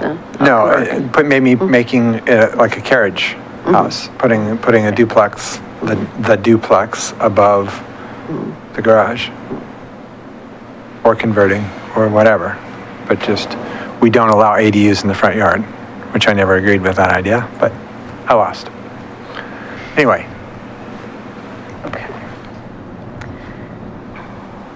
There was some discussion about the 3,000 square foot minimum lot size recommendation from the Planning Commission, and concerns about, are developers more likely to simply create single-family lots of 3,000 square feet, or single-family lots of 3,000 square feet. And we saw from the last presentation that a 2,000 square foot house, can be built on a 3,000 square foot lot and meet all of our standards. That was that example from Edison Street. So that is certainly available. And there was, the specific question was about development capacity for our existing lots. We have a lot of lots that are, and the way I sort of did the math was, 6,000 square feet and up, like the lots that just on paper could be split. And we have a lot of lots that are over 5,000 or 6,000 square feet, of course. The problem with trying to understand or try to be able to answer a question like development capacity is not every lot can be evenly split. The house might be smack in the middle. It's not that easy to just kind of say, well, if we have 5,000 lots, well, that means that we could have 10,000 now. It's just not that simple. They aren't all easily dividable like that. I don't have a good answer for what that development capacity is. I can tell you that we have over 5,000 lots that are over 6,000 square feet. And but that doesn't mean they can all be, divided easily like that. In fact, 83, based on the stats you gave me today, 83% of all residential lots are 6,000 or more. Yep. So 83 of our 1,000. So if somebody was going to scrape a house, an existing house means, dividing the lot probably isn't so simple. But if someone wants to scrape a house and divide a lot, we got, 10,000 potential lots. Right. Except that, but the lot shape matters. Yeah. If they're narrow, single-family lots need to have minimum frontage. Yeah. There are other things that go with that. So they aren't all, a rectangle that you can just kind of cut that way too. But yes, there's a lot of opportunity there. But to give you a hard and fast number of how much it is, it's really case specific. We did talk about, and I believe it was in our last staff report, but bring it up again, that if there is concern about single detached dwellings, that's what gets built as opposed to middle housing, you do have the option of increasing the minimum lot size for single family homes and have single detached units be a larger lot and have middle housing be allowed on the 3,000 and up. So you have that opportunity, and if that's a concern, we can certainly make that amendment or make that revision in the proposed code. So Sorry, do you have a question on that? Yeah, I do. Right there? Okay, same. So in saying that, would we then adjust our little, so right now it's 1,500 to 3,000, 3,000 to 6,000. Right. So would we just scoot everything? How do you envision, if we said, yes, that's a good idea, go forth? Right. How? Well, then the suggestion would be that chart stays the same, but single family home comes out of the 3,000 to 49.99. And if you're building a single family home, You have to have then 5,000 square a minimum feet of minimum. 5,000 square feet. And that's a response to what I heard as a concern of if we have a minimum lot size that small of 3,000 square feet, if we want to incentivize middle housing, we might not get it because developers might be more likely to build 3,000 square foot single family lots and do that instead. So that's a way of responding to that. So my question about doing that is if you do that, then you also make a lot of lots, the only option for dividing some of those lots then is to scrape the house, because so many of the potential lots for infill already have an existing home on them, and it's probably not located in a place that neatly divides into a 5,000 square foot lot. And so then that building becomes out of conform, that would not conform to a new higher, right? So, I mean, I guess I'm hearing this and I'm thinking, yeah, but then we've also removed then the ability to build a lot of middle housing on those on those lots. It depends, because you could do a detached duplex or something like there, where if you had an existing single-family home on a lot, you could build a second unit in the back, and you wouldn't need to divide it. And Senate Bill 458 would let you divide it kind of however you want anyway, right? Because that Senate bill doesn't care about minimum lot size. So middle housing, land divisions can happen very easily under 458. For single-family homes, all of our rules apply. But we've got a lot of other rules that would also apply, and so the siting of that house might still make it impossible to even do that. It could. So there's big consequences to doing that if we want. I mean, there are trade-offs all over the place. I don't follow what the consequences are. We are then making it impossible to save an existing home on many lots where an infill project could potentially exist if we make it so that the existing detached single dwelling unit must maintain a 5,000 square foot lot to comply with this proposal, then you've eliminated a lot of possibility for infill on the remaining portions of that lot, because like you said, a lot of them are 6,000. So that leaves. Well, and a lot of them are 10. There's maybe, but 2,000 lots that are 10,000 or more. I don't have this number in front of me, and we're not in deliberations yet, but this is a consequence. Thank you. That we need to be we've got an answer on one side of it, but we've got another problem that we're opening up. I don't think any of my answers have no answer on the other. You got no silver bullets Does there? not beg a question. It just, you have to decide. I mean, it's kind of which way do we go here? But anyway, that is a way of addressing that particular issue. Okay. And then there was a question about instances where development might need to go below minimum density. The Mission Park development was a particular example. And could tree preservation be included as a criterion in a type 3 variance? And so we have proposed language that we would do that, so that would be part of it. I would note that meeting minimum density with middle housing as part of our code amendments becomes much less of an issue, because when we calculate minimum density, we look at the capacity to meet minimum density. We don't require people to build it. So in the Mission Park example, to meet minimum density, they had to have, 14 5,000 square foot lots. But they wouldn't need that under the new proposed code, because lots can have a lot of different units on them on smaller sizes, right? So minimum density becomes less of an issue under the new code. However, we do agree that there may be other situations where a type 3 variance is necessary. And so to have a criterion specifically tied to tree preservation is part of the Planning Commission's decision-making process. And it allows for another way for a developer or for an applicant to propose a type 3 variance with that specific criterion in mind. So we think that was a good suggestion to do that as well. Okay. And then I might ask my colleague to join me, Natalie Rogers. One of the questions that came up was about an attached ADU. And then how might a scenario where a single-family home builds an attached ADU as an addition, could it still meet the 40% tree canopy? And this all came out of that discussion of maximum lot coverage as well. I just wanted to note that since 2017, only one application for an attached ADU as an addition has come through. Most attached ADUs are actually lower level ADUs or in basements or something like that. Doesn't mean it can't happen. I just wanted to point out that building it as an addition is pretty rare here. Again, it's either a converted attached garage or something like that, but to build it as a new addition is pretty rare.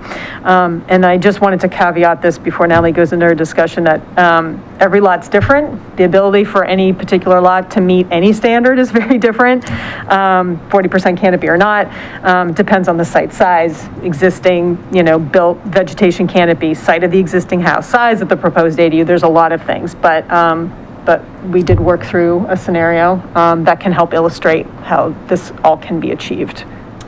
So. Hi everyone, good evening. I'm Natalie, Climate and Natural Resource Manager. So I just first want to throw a big caveat up here. This is only illustrative. I did not calculate the area exactly per pixel in these photos, but I tried my best.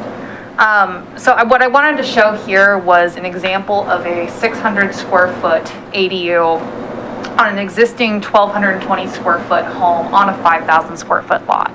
And so first off, for the proposed draft tree code, the only way that our development tree code is triggered is through the addition of a housing unit or subdividing the land. So if this addition was for a kitchen expansion, a really, really big bathroom, that would not hit the development tree code. This is only for addition of housing unit or subdividing the property.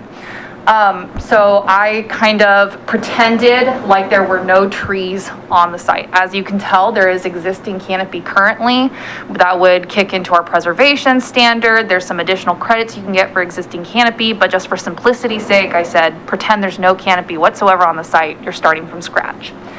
As you can see on the top chart, there's all of these requirements I'm not going to pretend to know about, and that's why I have Vera here. But at the very middle, you can see that there's a requirement to have a certain percentage of lot coverage as vegetated area. And then we also have the planting standard that goes on top of it. This can look kind of confusing because they're different percentages, but that's kind of why I wanted to throw these photos at the very bottom of the slide on the right, where you can see the tree crown exceeds more than the space that the trunk takes underneath. So when we talk about vegetated area, planting trees, tree canopy, tree crowns, that's really taking an aerial view, looking down on a property and seeing where those leafy green structures cover. There's plenty of space underneath for other structures, for other uses and recreation. So before folks kind of get scared maybe by some of these like canopy coverage maps and illustrations, there's space underneath tree canopy. And this is, as we've talked about before, estimated future mature canopy. So it might take 150 years to reach that point. It might take 10. It really depends on the species you choose. So in this example, I just pretended I was going to come up with a planting plan. I used a handy dandy chart that we're going to have available for everyone to look at for tree selection with a mature or estimated future mature canopy value at it. I picked out my trees, so I chose one elm tree, one cork oak, and 2 Japanese tree lilacs. And using those 4 trees, 2 of them being a little smaller, more ornamental, I was able to get to 43% canopy coverage. Now, once again, there's certain site considerations you want to take into effect. If you already have existing utility infrastructure, you're going to want to maybe scooch some trees around. If you have, maybe a community garden that you want to plant, luckily we already have a variance for that. So there's all sorts of play allowed with this site design. And in this example, I was able to achieve 43% canopy cover even on that condensed lot. Can I ask you a question, Natalie? One thing that I don't see here, and I'm hoping is going to be available in this handy dandy tool, what about soil volume? So that is one of our standards right now, so 1,000 And how square does feet. that get accounted, how did you account for that here? Yeah, so soil volume, essentially just the requirements, it just has to be 3 feet contiguous. So really soil volume, you have your width, you have your length, and you have your depth. So for many of these, the depth can be accounted as 10 feet, 10 by 10 by 10. That would reach our soil volume. So as long as there's 10 feet on each side, you can be reaching it. Some of these spaces, for example, on number 2, there's trash cans on top of it, so it's kind of hard to tell. But on that site, and once again, I didn't go out and measure this exact site, you would just want to make sure that that square footage would allow for the appropriate soil volume for 1,000 square feet. So in that example, in the picture down on the bottom right, does that tree parked or planted so close to the house that's... So that tree on the bottom right, you can see all the lawn in front of it, that would be considered soil volume for the tree. Okay, thank you. And I'd be curious to see if the tree or the house was there first, because I'm not sure. There's an arborist in the back there who might be able to answer the question. You've said it a couple of times through these, and so have you. You've referred to garden, you say community gardens. Are you literally meaning the community, the neighborhood would be having a garden there, or just that family could preserve space to grow vegetables? You know, that's part of the variance process where they would need to bring it forward. We leave it relatively open in the code, but they need to bring it forward to Planning Commission to have we call it an equivalent sustainable or environmental value. Right, but my question is the difference between a community garden and Garden. I would lean on our Planning Commission to make that final decision on whether or not they find if a garden for a single unit or a duplex satisfies their feelings that it has equivalent environmental value, or if maybe this only satisfies it if it's open to the community or there's 4 units. We don't define that in the code. That's something that we could do if you would like, but we leave it fairly open to allow for site flexibility and use. It feels like it wants clarity, but I'll have to think about that. This was the last of the questions that we responded to as from the last hearing. I guess the only thing I would note is what we think our next steps might be. The April 5th continuation for maybe adoption. I needed to put next steps in here, so I'm going to put an aspirational next step, I guess. But that concludes my part of the hearing, so I'm happy to answer any questions or if we're ready to move on to public testimony. Thank you. Go ahead. Could you, hopefully you have your last set of slides from the last meeting? I can see if I can find them. I would love to see the slide with the lot coverage stuff again. Okay.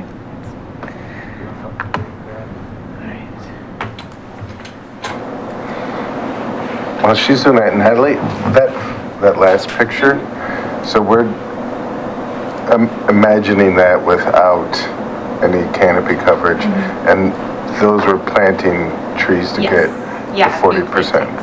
Yes. Okay. So they're going to be probably pretty tiny for a while. Not to get to those massive. Yeah. Okay. And that's why we kind of estimate future mature canopies, because we don't want people to just choose the largest DBH tree at the nursery to plant. We want people to be forward thinking and think this tree will one day be very big.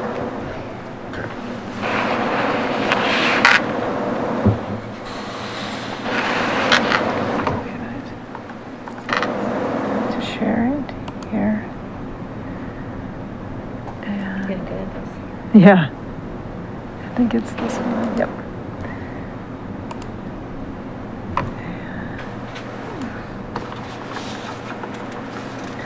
Okay.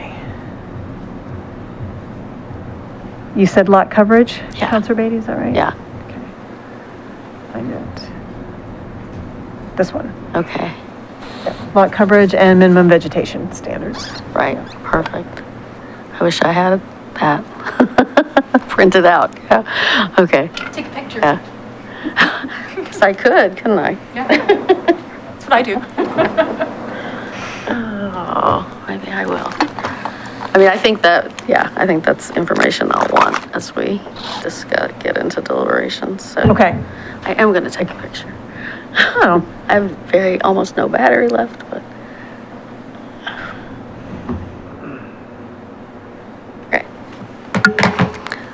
Okay? Yeah, can you talk about, I mean, I know, oh, there you go, 10% bonus for single-story additions. We do not have a lot coverage bonus or variance for affordable housing? Not as proposed right now. No. Okay. No. Like an additional bonus or something like that? Not yet. Okay. I guess. Okay. No. Okay. Well, so we had talked at one point about the 2.5-story, 35 feet thing, and I've kind of felt like we all landed on we're good with getting rid of the 2.5 stories and just call it 35 feet. Yeah, and But it still says in the packet in a lot of places, 2.5 feet or 35. I haven't done all the updates to the code as we go because, sorry, it's still the same because there are so many as we go, then I haven't continually, I have my own running list of all of the things, but each new packet doesn't have all of the new things. So, sorry. Does it also say, did we also have agreement on 45 feet? That it wasn't 3 stories or 45, whatever's less, it's just for 45? That's in the high density zones. Yeah, okay. Okay. Well, I don't think we have agreement on that, I'll just say. I think that's the thing we're not even really deliberation. dealing with that. No. Okay. Now, that's a different. Right. Different hearing. Anybody else, any other questions? Before we take testimony. No. Break after testimony? Sure.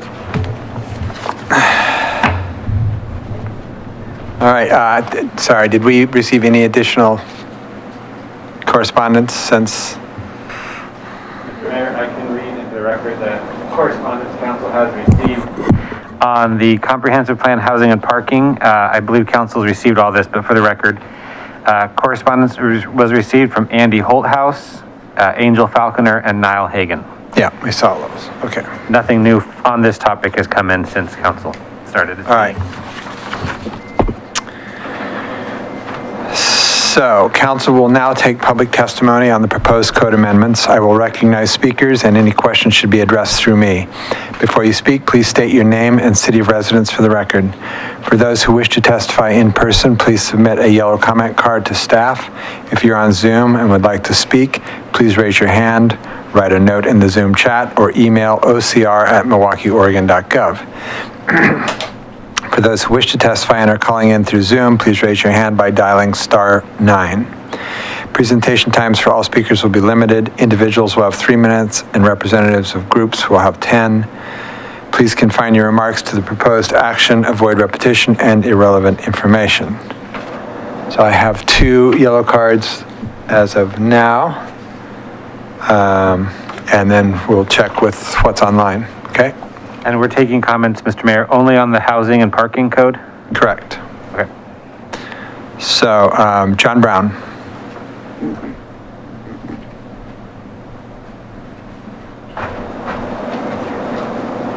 Okay, my name's John Brown. I live in Milwaukee. And I came to testify about tree code, but I'm going to testify about housing because I want to get home and get on with my life. And I don't really have any prepared comments, but what I want to talk about is the splitting of these deliberations and the challenge that splitting it's going to be for understanding the implications and consequences for one code to the other. And we just talked about, for example, the soil volume requirements, and we're sort of in this very theoretical world, and I live in a very real world. I'm a working arborist in our community, and Vera talked about the lots are different sizes. You can't just cut them in half like a loaf of bread. It's very similar with trees. They're not like loaves of bread, and the soil volume, for example, it's really a big deal. And, with respect to Natalie, the roots don't go down 10 feet, they go wide We need to have wide soil volume. That means consideration during the planning stages of these developments, the planning of what's going to be allowed. In some review of the planting setbacks, as an example relating to this, some of the planting setbacks, it's not possible to plant to get the canopy and build. It's not possible. And so this is why these things are linked. This is why it's a comprehensive plan. This is why I'm not here to just talk about I love trees, like everybody loves trees, whatever. It's about we're trying to make a better community. We're trying to make life just a little bit more bearable to live and in our town. And trees are a part of that. Housing's a part of that. Places to park, I guess they're a part of that too. And they're related to each other. And that's a big deal. And so I'm a little disappointed that this process has been bifurcated. And I struggle to imagine how you or anyone else will make sense of a left hand and a right hand that are not communicating with each other. But I'm going to just hope that you have faith in your wisdom and all that stuff. So I guess that's all there is to say about that. There's not really much commentary or information, and that's my time. I actually have a question for you. I'm glad you came. When it relates to soil volume and pervious paving, so we're starting to see the use of pervious asphalt and pervious concrete and things like that. Does that in any way change those calculations when you're thinking about the tree needs this much space or will need? If you're planting a bare root tree, obviously it's got plenty of space, but in 100 years? No. So is the answer. Okay. The soil is underneath the pervious paving.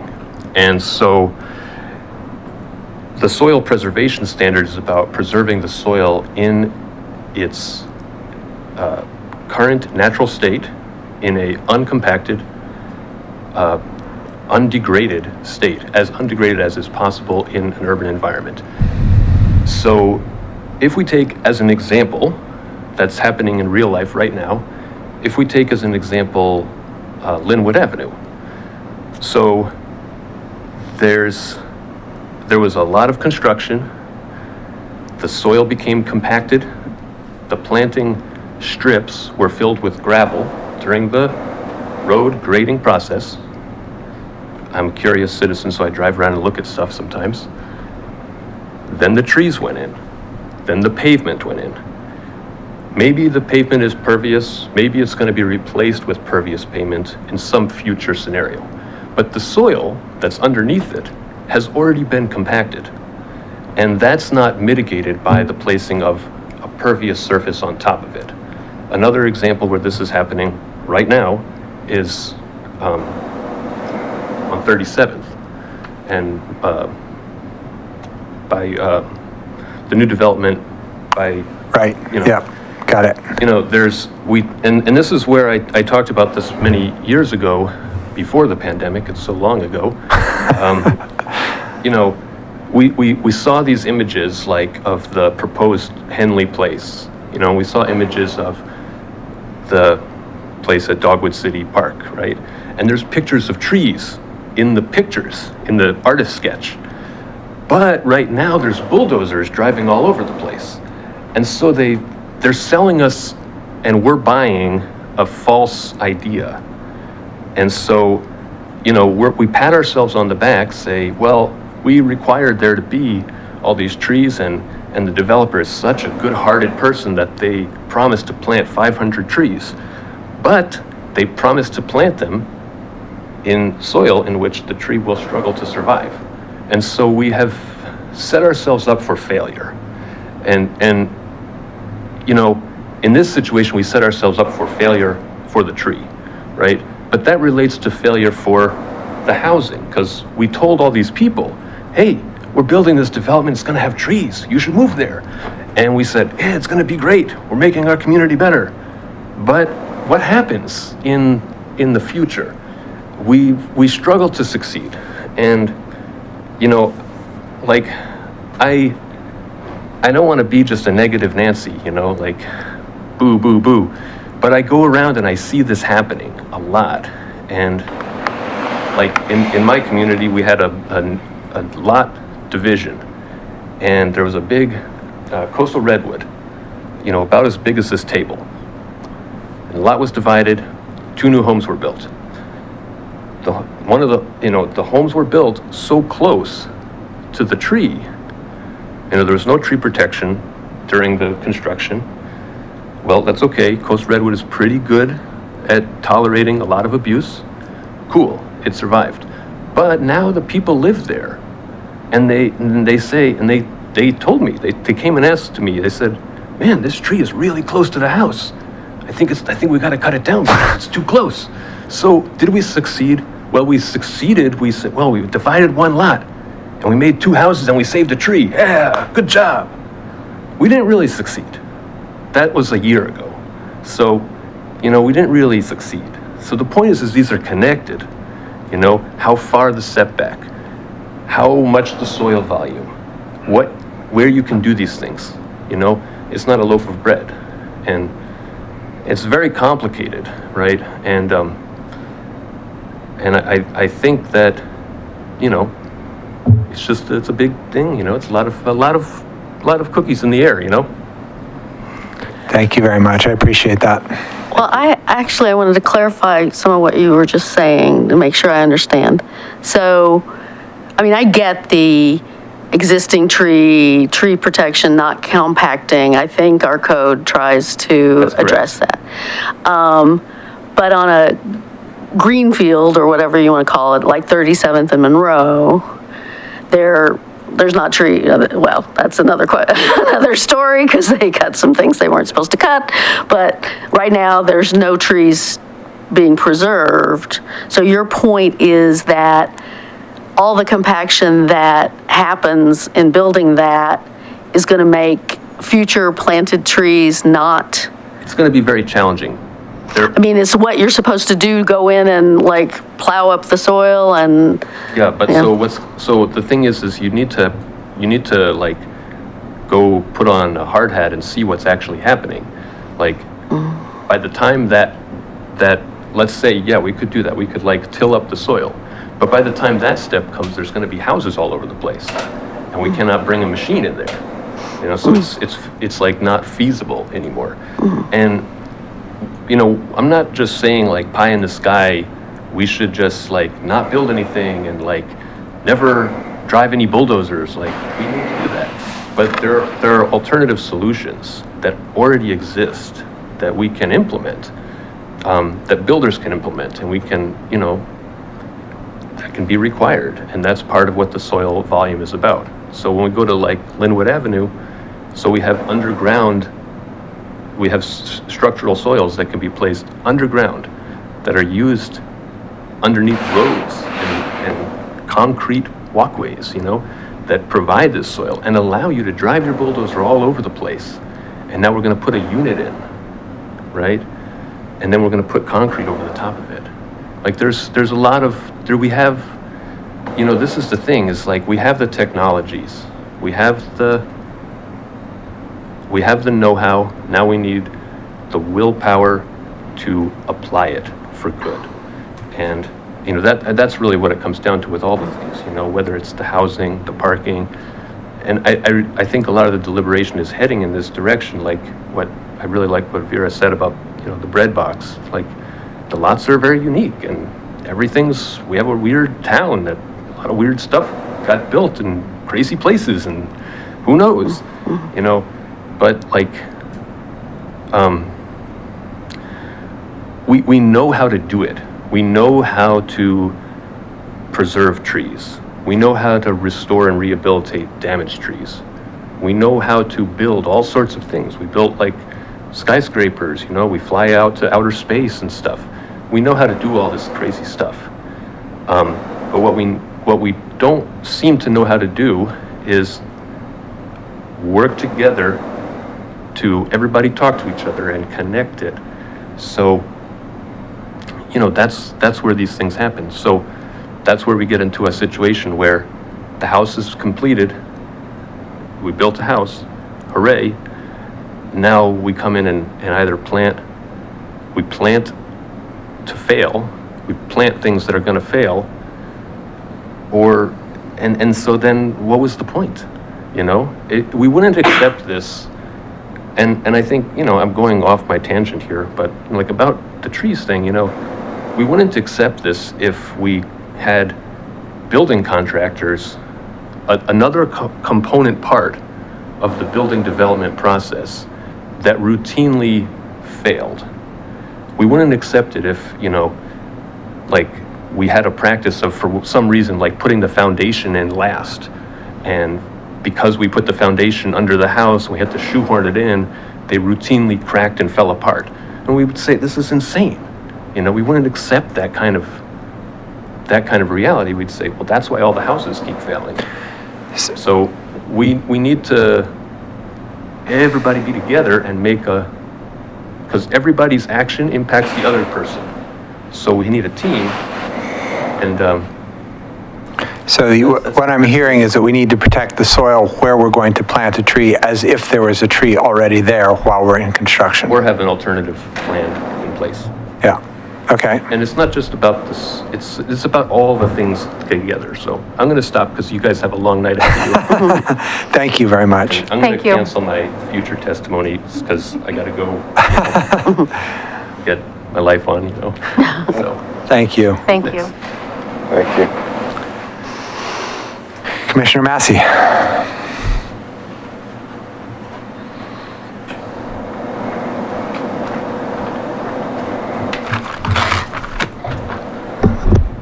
Thank you, Chair. Robert Massey, Milwaukie, Oregon. As most of you know, I've been a planning commissioner for 3 years.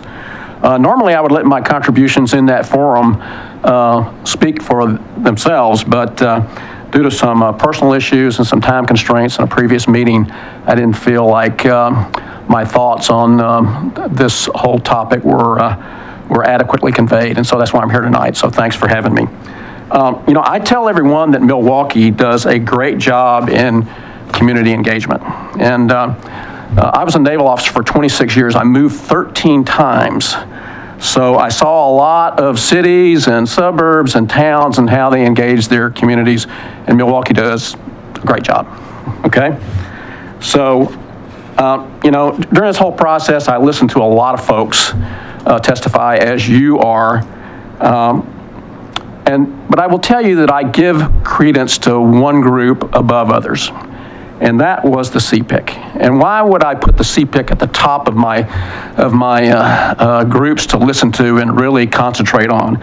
And that's because they are Milwaukie citizens who said, sign me up, coach, put me in. They met 9 times. I think they probably put in collectively over a couple hundred hours of deliberations on this whole middle housing issue. And their recommendations did not include a zero off-street parking requirement or non-requirement, however you want to phrase it. So the CPIC recommendations heavily influenced my vote against this proposal. And I got to tell you, that was a hard vote. Why? Because I'm a strong believer for the need for middle housing and that kind of thing. But I think that how we implement these are very important. And so I just had a problem with this strategy. I've harkened back to the whole Hippocratic oath of first do no harm, and I'm concerned that we might be doing harm by eliminating any parking requirement. Parking is boring. I wish I was not here talking to you about parking, okay? But it is a reality. And you know what? It can border on the emotional, okay? I've been in several planning commission meetings where people would say, there's so much parking on the street, I can't get my mail delivered, I can't get my trash picked up. And so it affects people in a real way. And it's annoying when those kinds of things happen. Even though they know they don't own the street or the curb in front of their house, it's still a problem. So in my professional life in the military and in corporate America, much of my work involved risk management. And I see some risk here. first among those risks is that we're trying to project things in the future that I think we don't have a lot of certainty on. We're projecting about how much middle housing we're going to get, you know, the 3% argument. The parking study, which is still up in the air, as we heard just earlier. And the, can I continue? Yes, yeah. I would like you to, please. Thank you. And, you know, I've heard the argument that, well, we really don't need cars. You know, in the future, we're going to have all these autonomous ride-sharing systems and that kind of thing, and nothing would make me happier to have that. Nothing would be so great as to be able to do that. But, you know, these futurist predictions are frequently wrong. And, you know, one of these other arguments is the market will drive the developers to put in parking. Well, that's a hope. But I'm going to tell you, there's a strong financial incentive for a developer or a property owner to say, I'm going to put that $10,000 or $20,000 or $30,000 in the profit column of my Excel spreadsheet, and I'll just shift the parking burden to the neighborhood.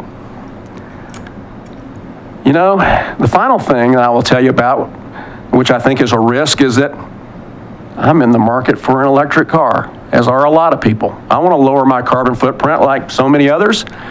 I read an article in Consumer Reports just today, pros and cons. And one of the cons is right up there, is if you live in a place that has no off-street parking, you're going to have a hard time keeping your car charged. Another unintended consequence. So, you know, I listen to the citizens, I listen to the CPIC, I listen to the consultants and advocacy groups. They're all good people. I think they're all well-meaning. But one of the big differences between the consultants and advocacy groups is they don't really have to live with the unintended consequences of this proposal if it does not turn out like they want to.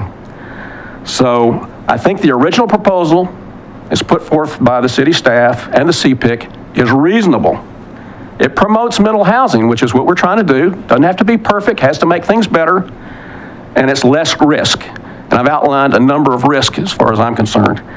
But my biggest concern is that if we go this route with no parking requirement, I'm concerned that those citizens advisory groups like the CPIC will walk away from this whole thing and says, they didn't really listen to us, and our voice was diminished. And that gets back to my original point, is that I think that Milwaukee has a great civic engagement process, and I would hate for that to be diminished. Thank you. Thank you very much. I appreciate that. Okay, Scott, is there anybody online? Mr. Mayor, I'm double checking the chat, which is open only for people expressing interest in speaking. If you're writing a chat, comment in the chat, please submit that by writing an email. The only thing we received, Mr. Mayor, is Paul Anderson submitted 2 emails to council, which I'll forward for to review after this. I'll forward to council, but that's all I've seen. I don't see any hands raised. I don't see any other comment cards. So he just submitted those? He emailed throughout the course of the hearing that's ongoing. Okay, well, no, okay. If he is on the meeting, it would be great if he would, none of us is going to get a chance to read those emails tonight, and we are going to be deliberating tonight, so if he hopes to have them affect our deliberations, it would be great if he could at least give us the He didn't send the emails to us, he sent them to Reader's you. Digest version. Well, I was going to request a 5-minute break, so Okay. perhaps we could. Let's take a 5-minute break. Yeah. I'm messaging him now to see if you'd like to speak. Okay, perfect. Thanks. I'll forward the emails to him. Yeah, thank you. We are on break for 5 minutes.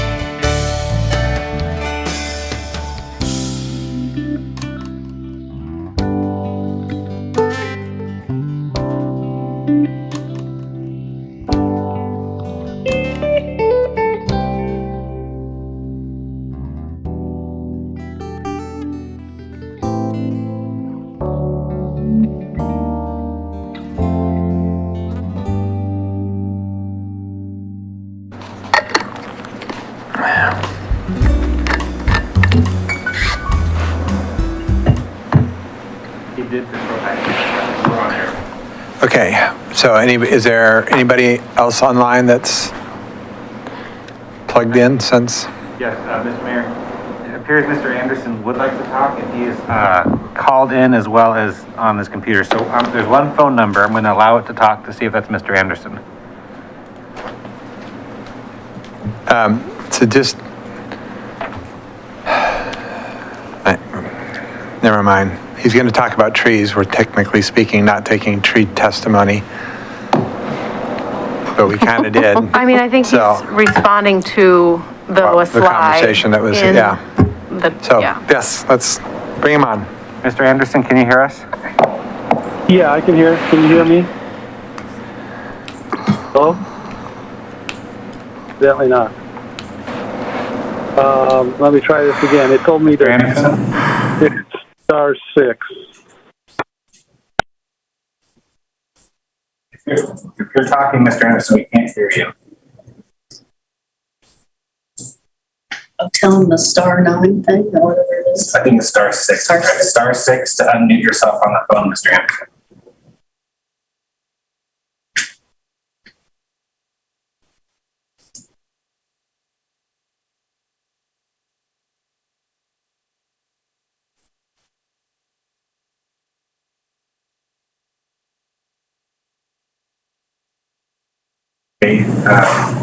Mayor, we have his comments. I wonder if, I think staff has seen those comments. Maybe if there's a response, maybe we can address it that way. Apparently the folks on Zoom were saying that they could hear Mr. Anderson talking, but I didn't hear it. Okay. Okay. That's problematic though, for hybrid meetings. For more than just tonight, Yeah.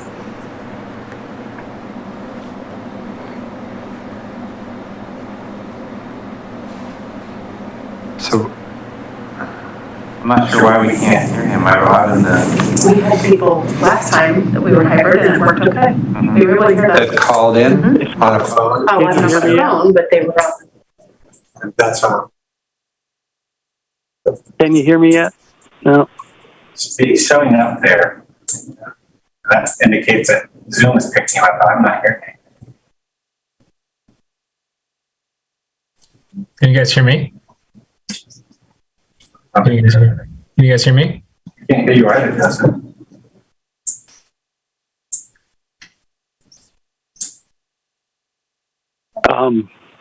I pressed *6 a couple times, 3 times now. Anybody hear me yet? No? Okay.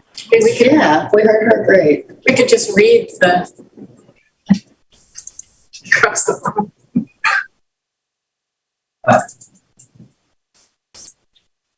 Well, Mr. Anderson wrote, he asked if I could read his emails. That'd be sure, agreeable with council. And apparently they can hear him on TV, but we're not hearing him in the room. Let me try something. Actually, before we jump to that, I want to try one thing.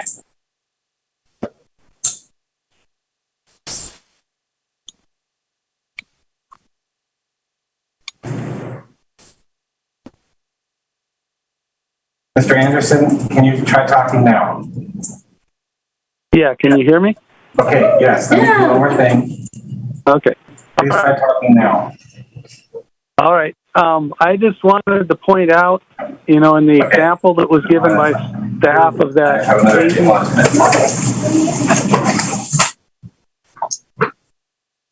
Can you still hear me? Nope, looks like we lost.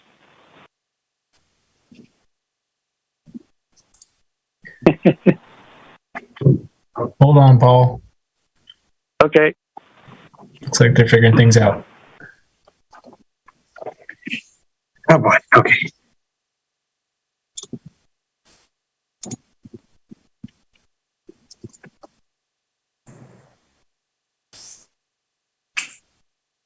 Okay, Mr. Anderson, can you hear us at all? Yeah, I can hear you. Can you hear us? Talking again. Yeah, I'm talking. Are you hearing me? Okay, now I'm hearing you, but just on my computer. So, for some reason, the speaker is not wanting to talk to that.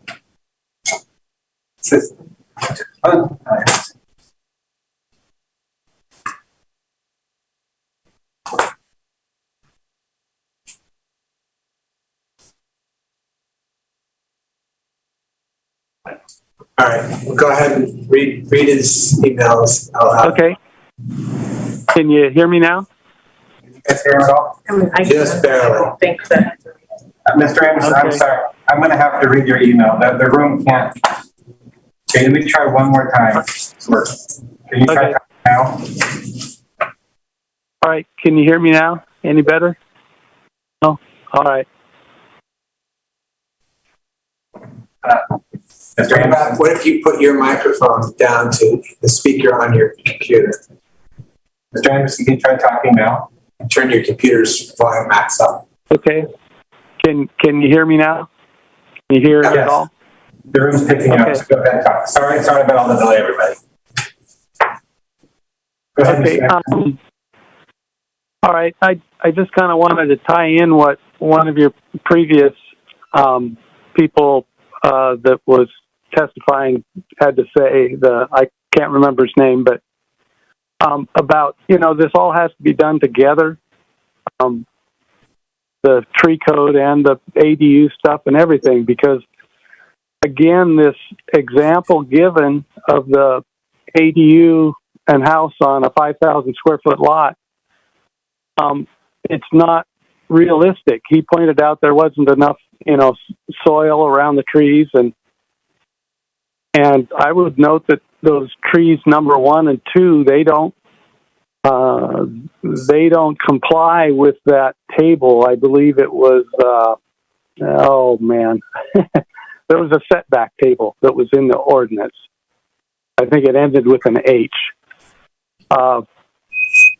Where it talked about setbacks from buildings and so on and so forth. And those trees, 1 and 2, don't comply at all, not even close.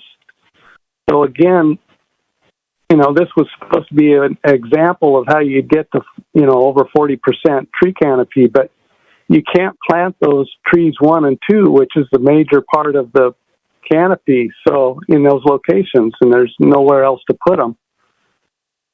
So it's really another example of how you can't get to 40%.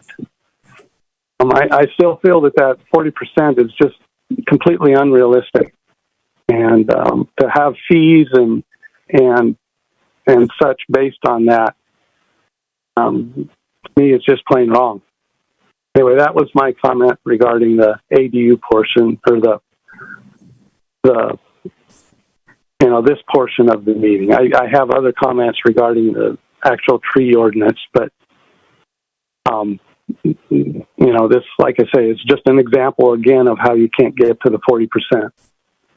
Thanks. Okay, thank you. All right, Scott, is there anybody else? Checking the email.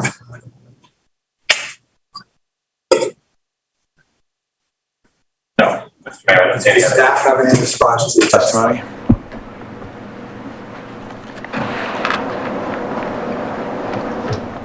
Hi again.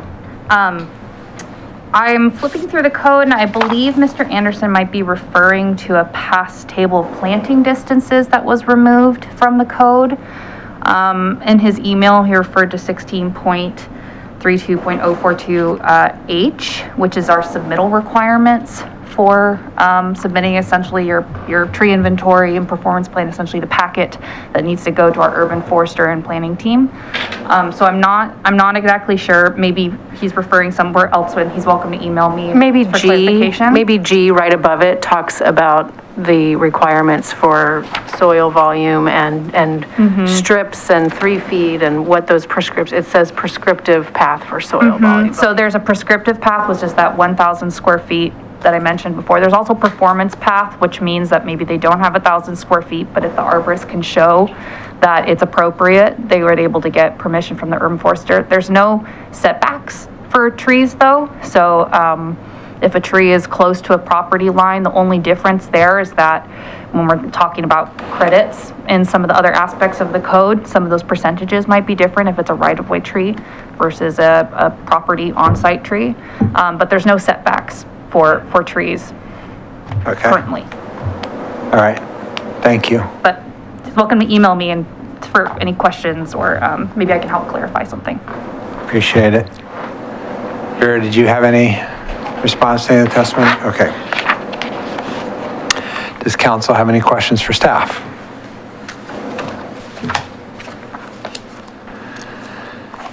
All right, if there are no more questions, I will entertain a motion to close the public comment part of the Housing and Parking Code Amendments hearing for today. I'm just gonna hedge that one.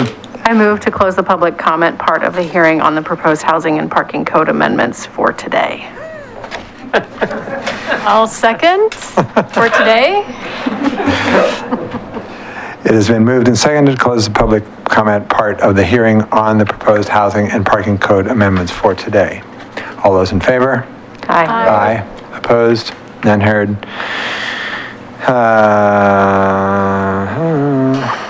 Public comment part of the public hearing on the proposed housing and parking codes amendment is closed for today. Is there any council discussion?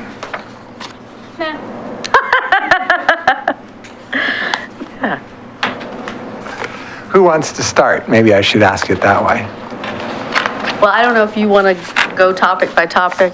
I have a prepared statement on parking, but I don't know if you want to start with parking or you want to start with something else.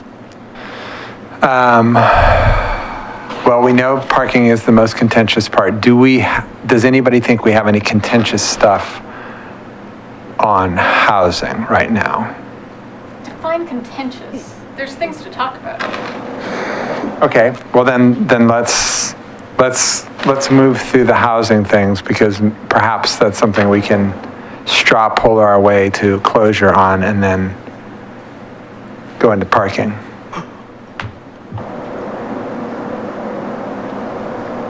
Just looking at the clock, that's all. Yeah, well, we got to start sometime. Yeah. And this keeps getting drug out. Yep, no, I hear you. So let's do this. Who's got anything on housing? I've got lots of notes on housing, so, I mean,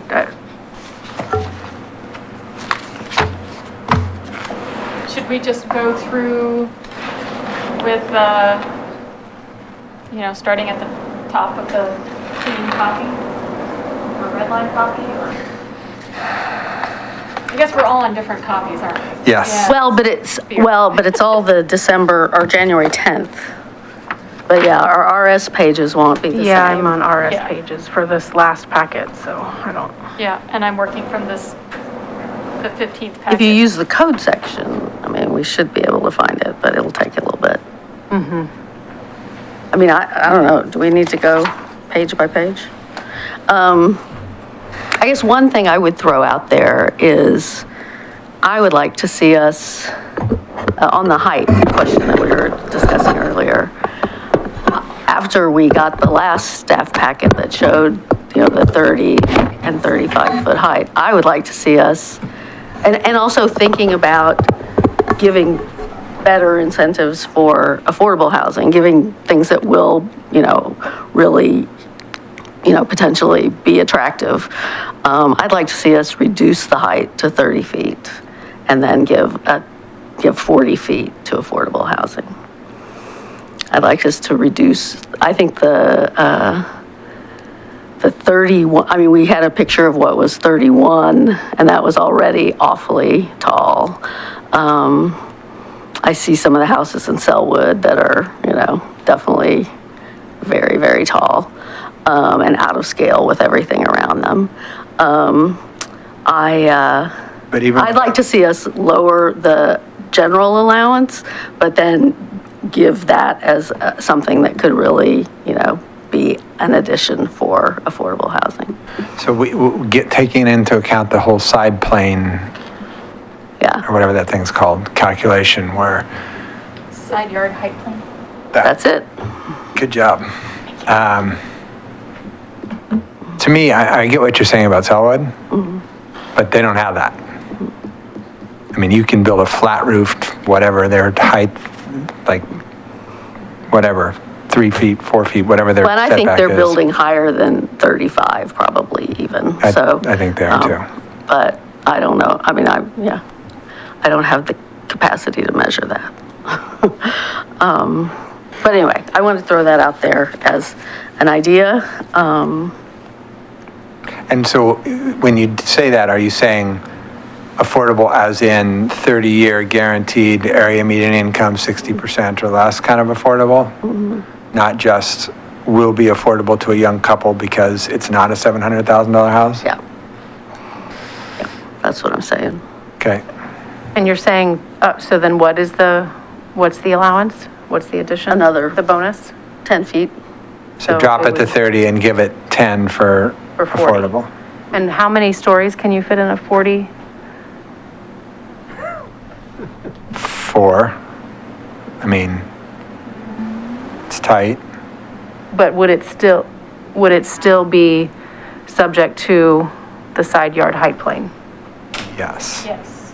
So it wouldn't be 4 stories then? Well, So I don't think Well, that's fair. that's probably why somebody testified. Depends on the size of the property, how far you are away from the property line. I don't know if it was tonight or in somebody's written testimony, but there was a comment that that Portland allows them to go higher on corners. And maybe that's it. Like, I mean, a corner, you don't have the side yard height plane. Well, you might have it on one side. But if you're 15 feet away from the side yard, then you can, right? It's because it's just that calculation of basically thinking about the sun's shadow is kind of what you have to think about. And the further you move that building away from this, so it's still feasible. It's just Well, on fewer lots. Yes. Yeah.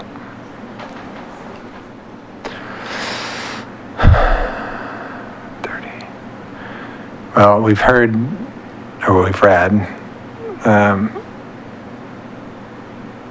testimony from a couple different people who actually build homes that they were very excited about the 35 feet build, and they're talking about missing metal. So like, I mean, I like a bonus for affordable housing. I also like a density bonus for affordable housing. I just don't know that reducing beyond, below 35 feet, I think, does inhibit our ability to get middle housing that maybe isn't income restricted. And that's a problem to me, because there's only so much of that money that goes around. Yep. Right. And that will absolutely shut down the infill that we need in order to actually meet our goals. I mean, part of what we're trying to solve, we have lots of problems, right? We need the deeply affordable housing, no question. We also need homes that young couples trying to buy a home for the first time, or a couple that's, makes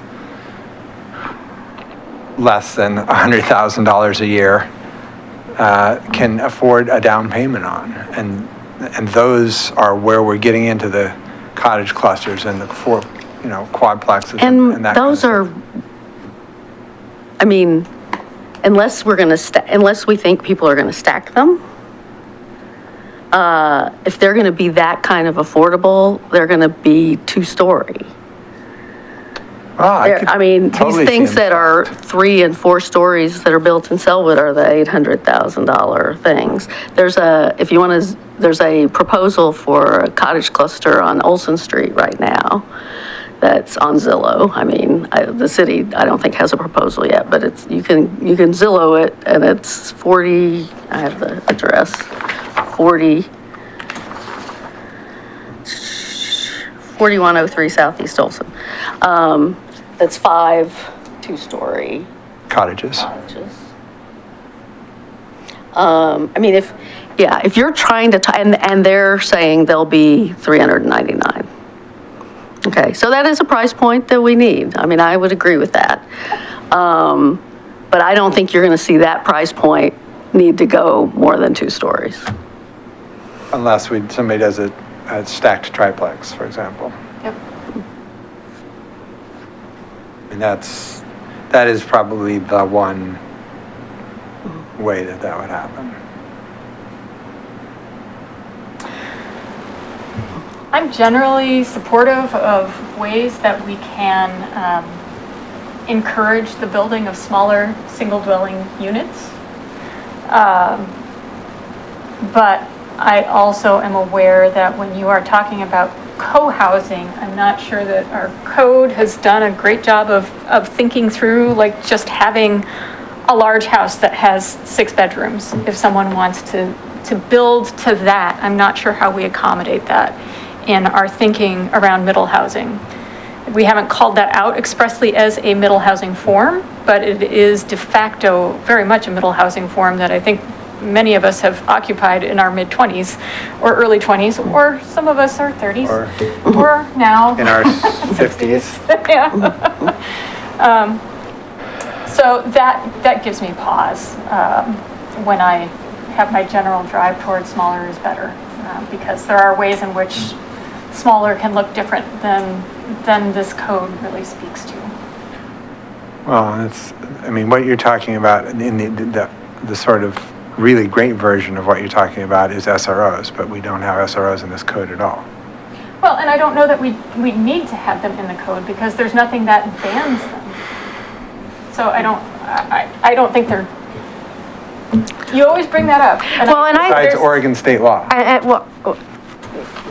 Are you talking about building?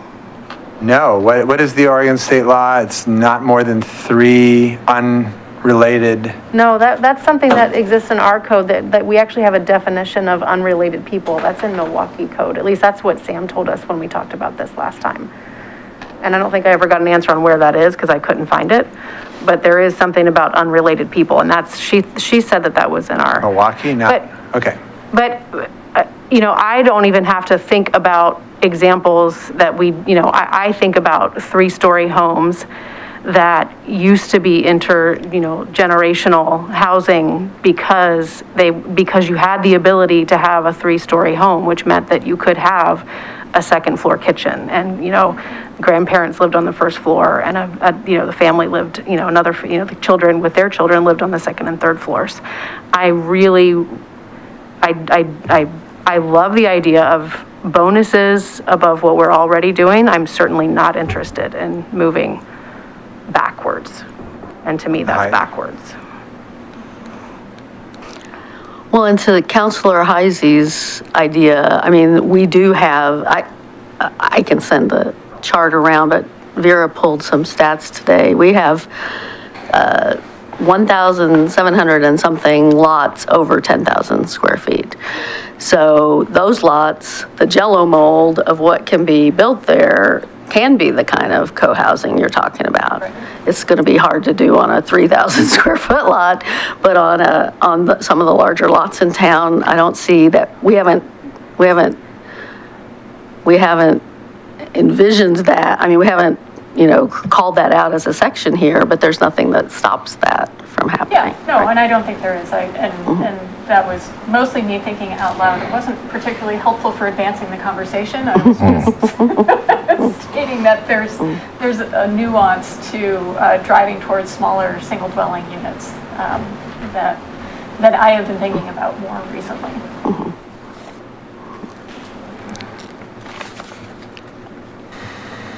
Can I ask a question?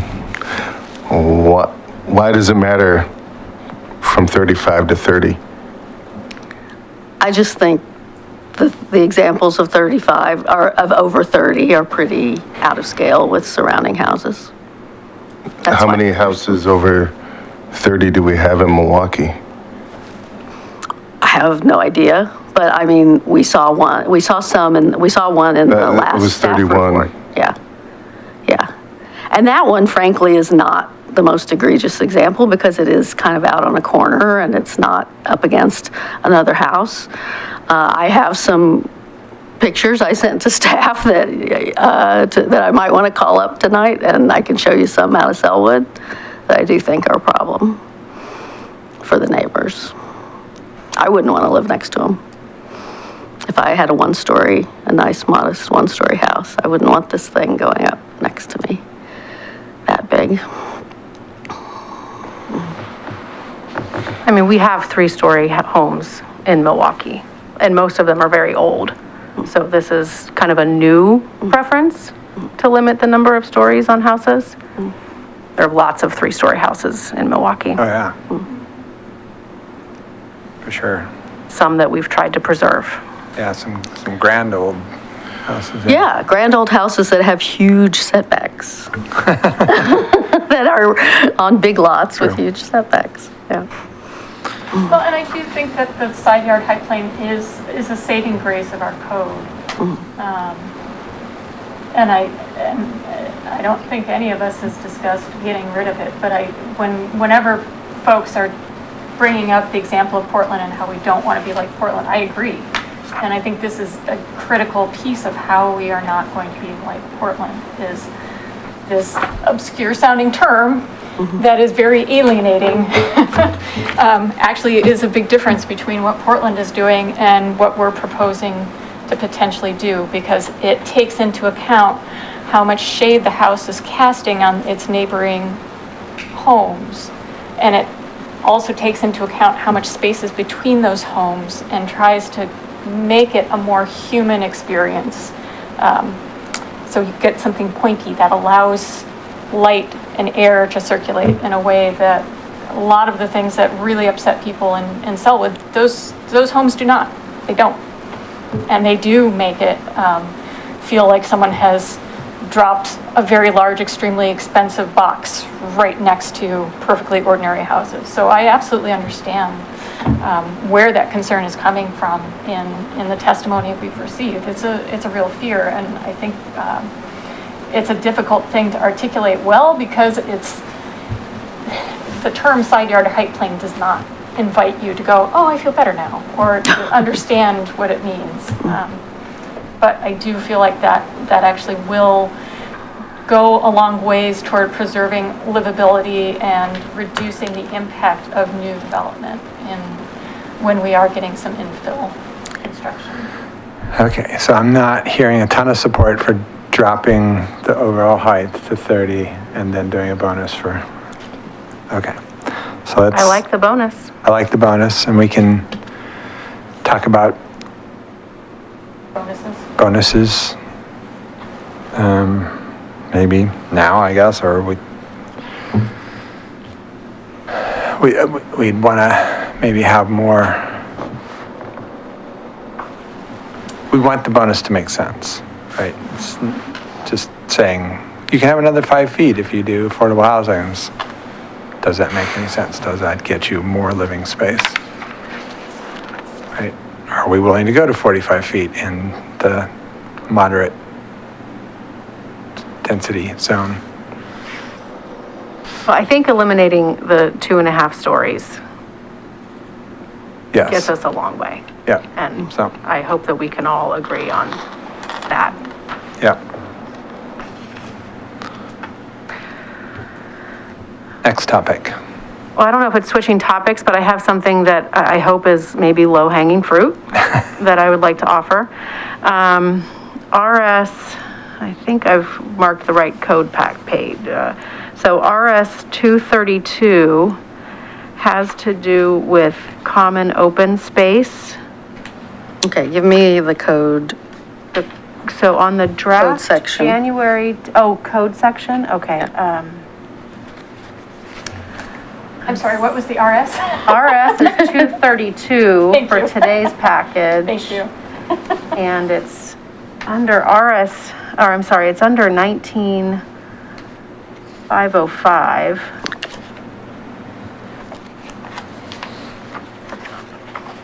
Site design standards. For cottage clusters, right? For cottage, yeah. Well, hold on. I think that's mostly what that section deals with. That's where common open space for, yeah, it is cottage clusters.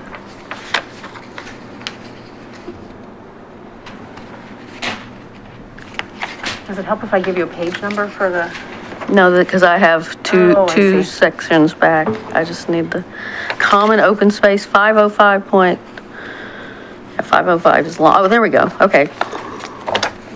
So F, go to the next page. F. It says pedestrian paths must be included, paths that are contiguous, courtyard. Required setbacks cannot qualify as part of the common courtyard.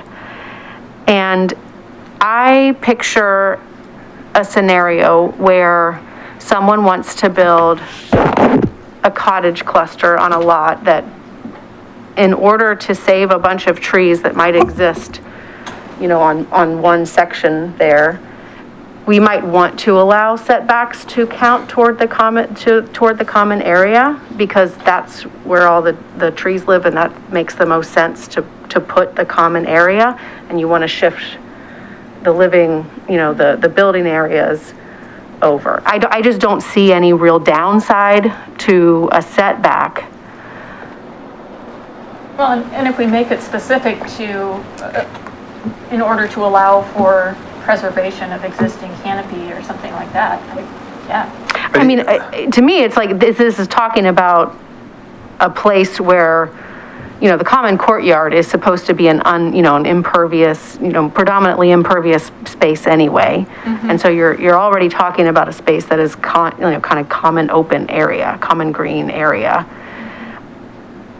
The other parts make sense. Parking areas and driveways make sense that you wouldn't count those toward common areas. I don't see setbacks in that same. Yeah, so I had a different scenario in my head because that sort of stuck in my craw too, and it's like I was imagining a situation where your cottage cluster was kind of in a C shape, and so your courtyard was pushed to one side, and what's the magical difference about that last 5 feet of that piece of property? You know, if you're out throwing a Frisbee on your yard, do you notice that you or care, or does it matter that you're 5 feet away from the neighbor's yard? Yeah, I just don't know why we care that the courtyard might be part of. Well, I was gonna say, you're talking about the setback for the whole property. But you're also thinking about the setbacks between the cottages. Well, but it's not. Is that what it's meant to be addressing? Is the setbacks between the cottages? All setbacks. All the setbacks. So any setback, no setback can be included as part of the. I mean, I'm more along the lines of what Councilor Heisey said, like wanting to provide flexibility if we're looking to preserve something, you know, preserve green space. But I don't know about generally eliminating that. I mean, I guess what I'm saying though is that the courtyard is necessarily, because it doesn't include those other things, is open space. It is preserving open space. That's what the courtyard is. Yeah, I don't have strong feelings about it, certainly.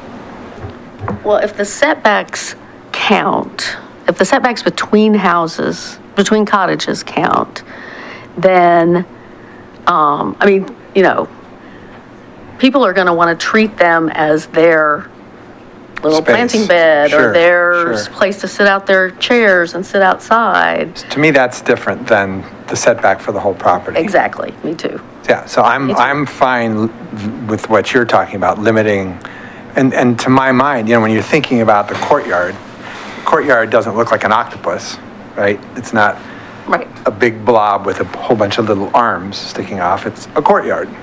And so if that courtyard happens to bump up against the neighbor's fence or whatever, who cares?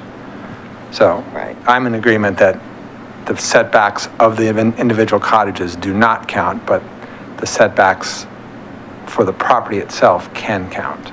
So that, I think we can write that then, so that it's setbacks between, I mean, we can just add the required setbacks between cottages. If we add that qualifier. Oh, there you go. Yeah. Don't count. Don't count, then we're not talking about the setbacks that's actually the setback I was talking about. Yeah. So thank you for articulating that. Okay, cool. We got one.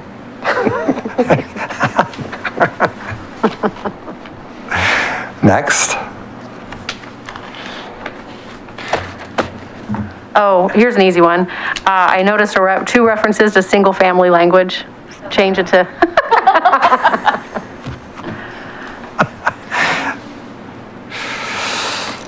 Here's one that maybe won't be so easy. And it's talking about flag lots. So table 19.301.4. What RS are you on? RS 188. And the 1.4. It's that big 2-page table that talks about all the things, the setbacks and the allowed uses on various sizes and all that stuff. Is RS 188 in the current packet? Yes.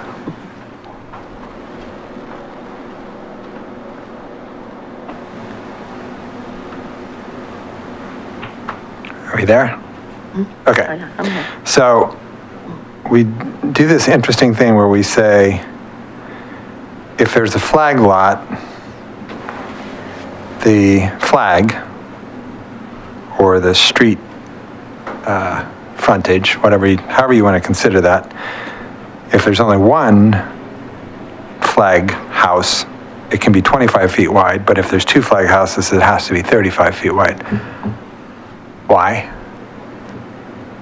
It seems like A, arbitrary, and B, kind of a waste of space.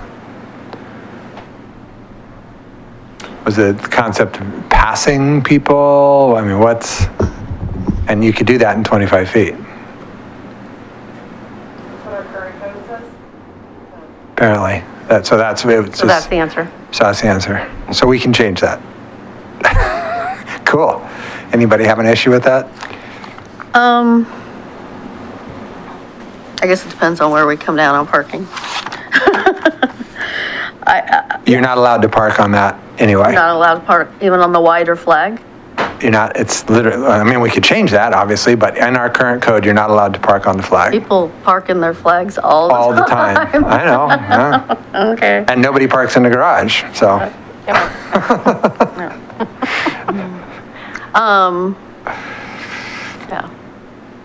I mean, even at 25, there's still room to have parking on the side and people coming and going, yeah. Parking, and you still have 18 feet wide for a emergency vehicle. Right. So, yeah, I'm fine with 25. Okay. Yeah, I'm fine with 25. Cool. Too.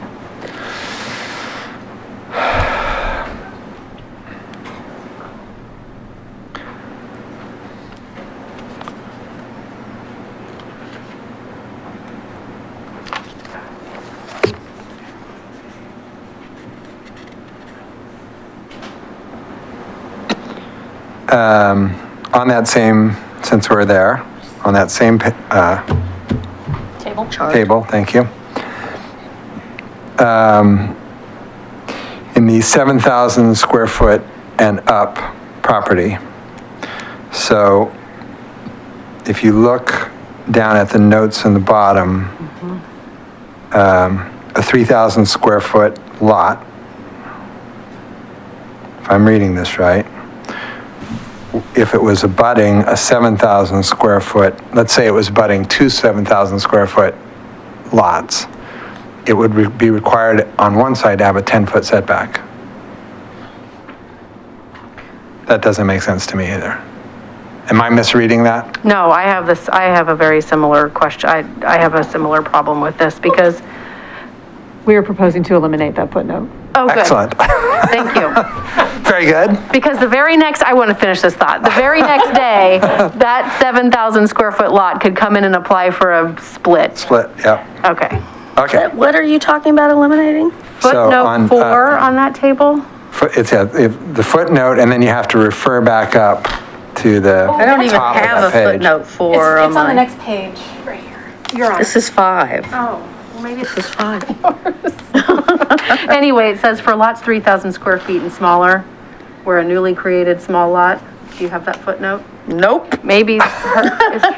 Do you have some magic update? On 301, this is the version from like two meetings back. So I just want to throw out an idea here. It's January 10th. I'm betting that we do not pass this thing tonight, I think that's a safe. because I'm a betting guy. It would be super helpful in the last hearing where we're hoping to actually pass this, that all the things that we've been talking about are all done, and then we can all throw away our 5 copies. version, and we can all be working from the same version, and it will have all the updates. That would be super cool. Thanks. Because it's going to be hard to do otherwise.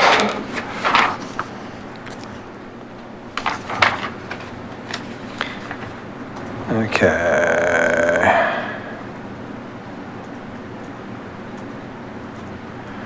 Crap, I don't understand this note.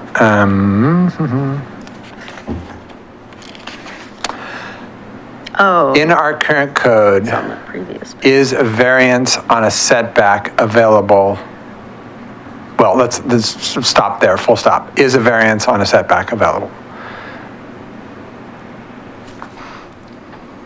And was the thing we added just tonight, or talked about adding, giving the planning commission the direction that preserving trees would be a legitimate reason to give that variance? I've got a note here and I want to be able to. We currently have type 2 variances to setbacks, so those are mathematically established 25% or whatever. And then, of course, you can have a type 3 variance for any of those things. What we, in our proposed code, we now have in both the type 2 and the type 3 additional criteria specific to tree protecting trees. As another justification for the variance. And that will be in the next, so scratching that off, it's going away. Thank you very much. And if a variance to a setback does not change the lot coverage? No, it does not. No. It just allows you to scoot it. Yeah.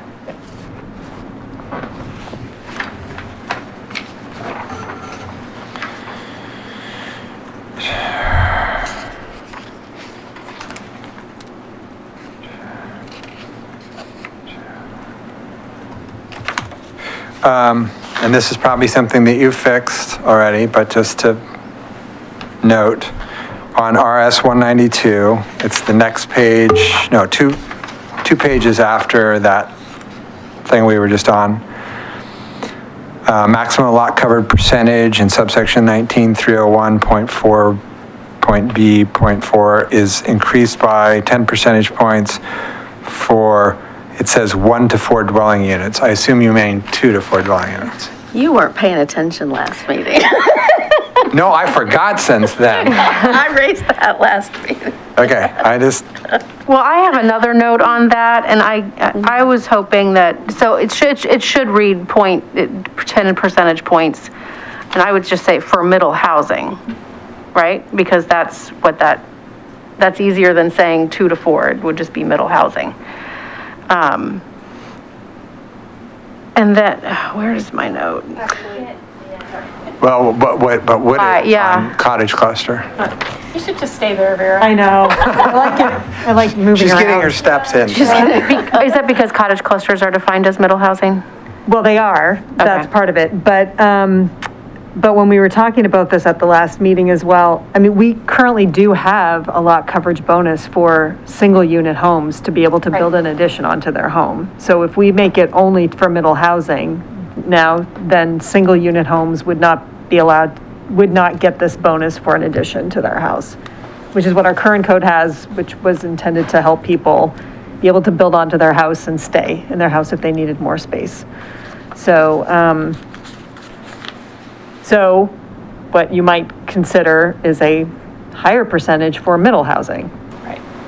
Allow for the 10 percentage points for a single unit. I'm just, for deliberation, for conversation, that the single unit home still gets the bonus, the 10%, but that middle housing, maybe they go up to, they get more than that. Well, so that makes the second part of my note a little trickier, because I also am not understanding or fond of this next part of that sentence, provided that the portions of the structures that are in excess of 20 feet high or in excess of 1 story are limited to the lot coverage standard listed. The bonus is specific to 1 story additions. That's how it that's how it's. So the issue I have with that, and it, you know, in a real world sense, it may not actually play out the way I'm thinking, but that's sort of incentivizing more lot coverage, right? If you can get whatever, an extra 800 square feet that you're needing on a 400 square foot pad, that's, I think we prefer that, right, over taking up the whole 800 square feet of what would otherwise be lawn and trees. Right. And that was one of our key questions for you is how do you want to deal with that? It's currently a single story bonus, you know, for lot coverage meant to address potential impacts to neighbors, you know, with more two-story development on the property. Just saying that's what it's That's what it was there for. But so, and this question has come up on lot coverage and the bonus and all of it, that, you know, you could allow for that bonus to be a two-story bonus. Do you want that to be tied to just middle housing? I mean, is this an opportunity to incentivize middle housing? I think it is. Yes. Maybe that's how it is. Maybe middle housing still has, maybe it's still 10%, but for middle housing, it can be 2 stories. You know, you have some options on how you want to handle that. But that could be one way of doing it. That's how I was reading that. I was interpreting this to mean that we were trying to incentivize middle housing, and then that second half of the sentence just, for me, if we strike that, it's just the maximum lot coverage percentage is increased by 10% for middle housing. I mean, I think that's where we are trying to get to. Okay. I mean, it could be that, I mean, I'm just trying to figure out, like, what is the use of that 1-story addition, other than potentially the one example of an ADU? But most of them are like, what, like a rec room or? Yeah. Or Maybe you had a tiny little kitchen and you want to have a you want a real bigger kitchen. Or your elderly parents need to move in with you. But So you need it to be on the first floor. Yes, but then we're talking about middle housing. Well, not necessarily. If they're living in the house with you, they're just, Right. you build an extra bedroom on for them, and you want it to be on the ground floor because you don't want them to do the stairs. Like your elderly parents, so you can share it. No, of course, that absolutely. I'm just. There may be more utility in the 2-story additional lot coverage for middle housing, acknowledging a single detached unit builds a 1-story addition for a master suite or a whatever. Based on the kind of the construction, and that the middle housing would be new construction, it may make more sense to have that be the 2-story because it is new construction. This is an addition to an existing, single family. So it may just be an automatic 10% bonus, for middle housing and leave it there too. So I guess I'm okay with the 10% bonus capped at 2 stories. I'm not okay with the 10% bonus if we're letting people go to 3 stories. So I like the 20, anyway. Yeah. So are we moving away from using stories or not? Well, this says 20 feet high. Okay. Yeah, 20 feet high. I'm okay with the increased lot coverage if we're limiting it to 20 feet high. I'll put it that way. Could you ask for a variance? It seems like you could. So if someone wanted to build middle housing that would require something that went above 20 feet, you could request a variance. This is only to get the 10% point bonus on lot coverage. Okay. I mean, the other things we're already addressing, Yeah, gotcha.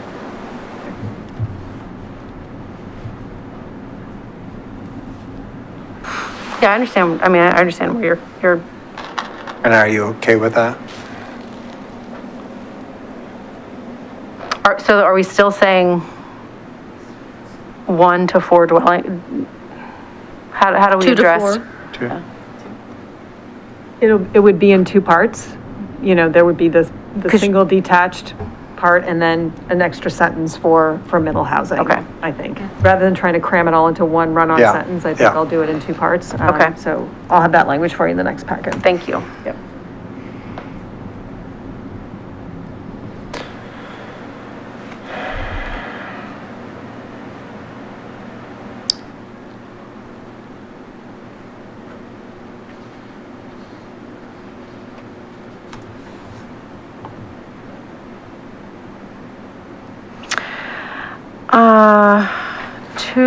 RS 273, Lisa, that's 19.911.3 review process. And we might actually revisit this, but I wondered why. I think I already brought this up, so I'm just circling back on it. Or maybe I was thinking about it. For any middle, and it's 11, for any middle housing development except townhouses and cottage clusters, do folks have thoughts on that?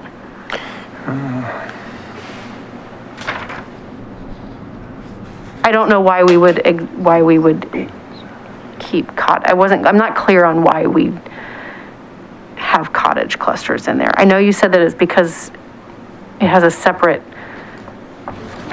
law, like there was a separate set of code dealing with it, but I'm not exactly sure where that is and what that is. Well, the House bill deals with cottage clusters very specifically as well, and so does our code. We have a whole separate we have an entirely different townhouse section as well. And so because cottage clusters can be, multiple units on a lot and all of these things, that the setbacks are very specific to cottage clusters. So in some ways it's not applicable either, because they're, it's 6 feet, it's this. They're not applicable. It's not applicable. Okay, thank you. Yeah. That answers my question.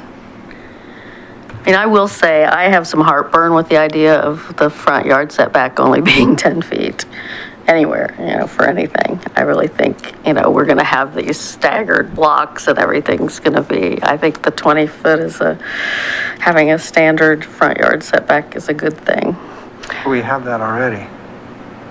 Right, but this is on your street, there's. Oh yeah, no, my neighborhood was not all built at once, but if you go to neighborhoods where they were all built at the same era, in Llewellyn and Ardenwald, parts of Ardenwald and stuff, they're pretty uniform in their distance from the sidewalk. If you walk around my neighborhood, I guess maybe this is a matter of perspective, because I think we need to have a much bigger conversation about this, because I completely disagree.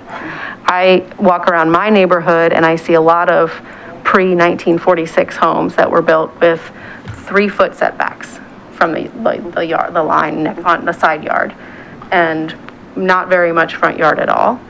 And especially when I want to dive in a little bit more on this backlot and flag lot issue about what is a side yard in that situation anyway? What is a backyard? What is a front yard? If we're saying it's because of its orientation to the street, that doesn't make a whole lot of sense for, the house that's sitting in front of it. So I want to have a whole conversation about setbacks and how they have real impact on whether or not trees get preserved on lots where we're trying to achieve infill housing. Because I think our setbacks I think that they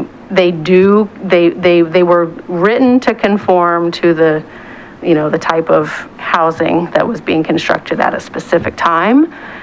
And we know that we have to address that.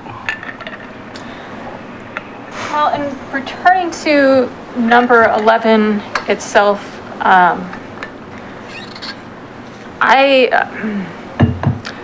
there is an environmental justice issue in reducing setbacks there's potentially in reducing setbacks for affordable units, in that I don't want us to end up in a situation where ultimately we don't have successful trees. And I'm fine with creating some flexibility around where the setbacks are, but I think overall, we might want to think about how those setbacks can be configured, to your point, to either preserve trees or accommodate trees so that we're not creating a penalty in the long run for people who are in affordable housing that then don't get to actually have shade. Yeah. So when I illustrate this in my mind, we still have to achieve the lot coverage, the canopy, and the vegetation. So even if you were to reduce all the setbacks to 5 feet, that does, in no scenario do you actually get a building that only has 5 feet around it. Okay. Because of all the other things. Right. It's impossible. Right. You cannot meet 40% tree coverage, you cannot meet your vegetation, you cannot meet any of the other things. Yeah. So yeah, my intention there is not to gobble up the entire, that doesn't dismiss all the other requirements that are already. Yeah. It just adds flexibility. It just adds flexibility. That's all it does. Okay. Well, I thought we were already adding flexibility, adding sort of a variance process for trees, for tree preservation. And I'm for that. But just a blanket, you're building 1 unit out of 4 that's affordable and you get to build 10 feet closer to the sidewalk, I'm not for. Well, so can we talk about that variance then? Do we have language on that? I think we do, sort of in an area in the report. I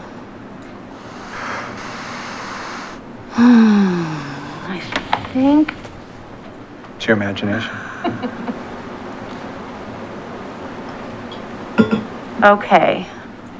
Type 3, it is in the staff report. Got a page? RS 145 maybe is where I think I have a note on this. The proposed variance, okay, so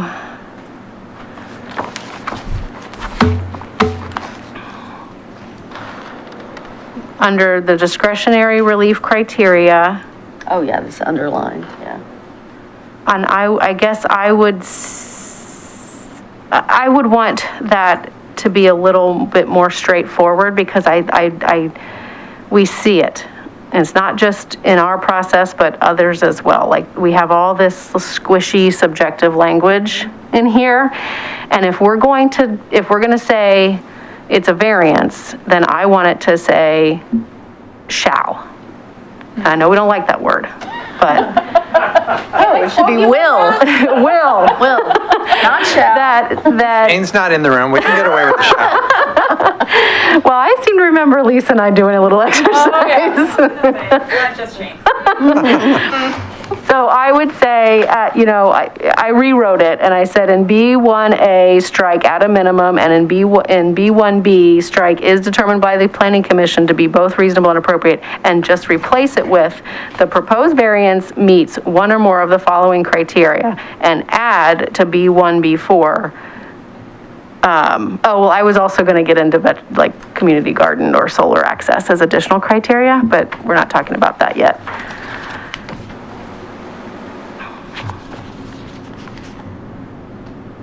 I can live with that. Sounds good. So the proposed variance meets one or more of the following criteria. But if we're saying that we really only, But, so what I thought the point of that other piece was. Well, I was gonna say, these are type 3 variances. Those are expensive and. Yeah, And not everybody's gonna do it. I mean, that may not be, we might want more flexibility in setbacks that don't require people to go to variances. Or at least make it a type 2. I really don't like, I would love for this to, can we just write it in the code that the flexibility is why does it have to be a variance at all? I think that's a really good question. Can't we just go back to that code section and say, the setback For affordable housing.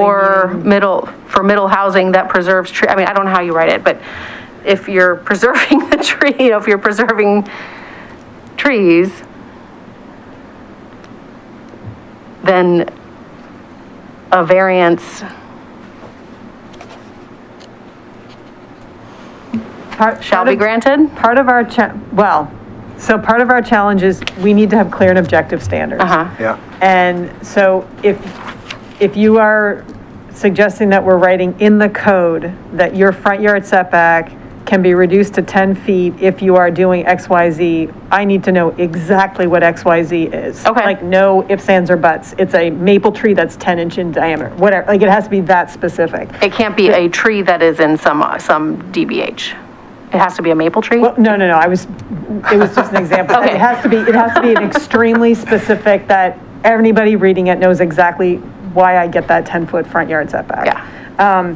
We suggested that for this, so a couple things. So we added a criterion in the type 2 variances that added tree preservation as part of it, that if you are seeking a type 2 variance already for a setback, one of the ways that you can justify that variance is the preservation of a tree, because that isn't a criterion right now.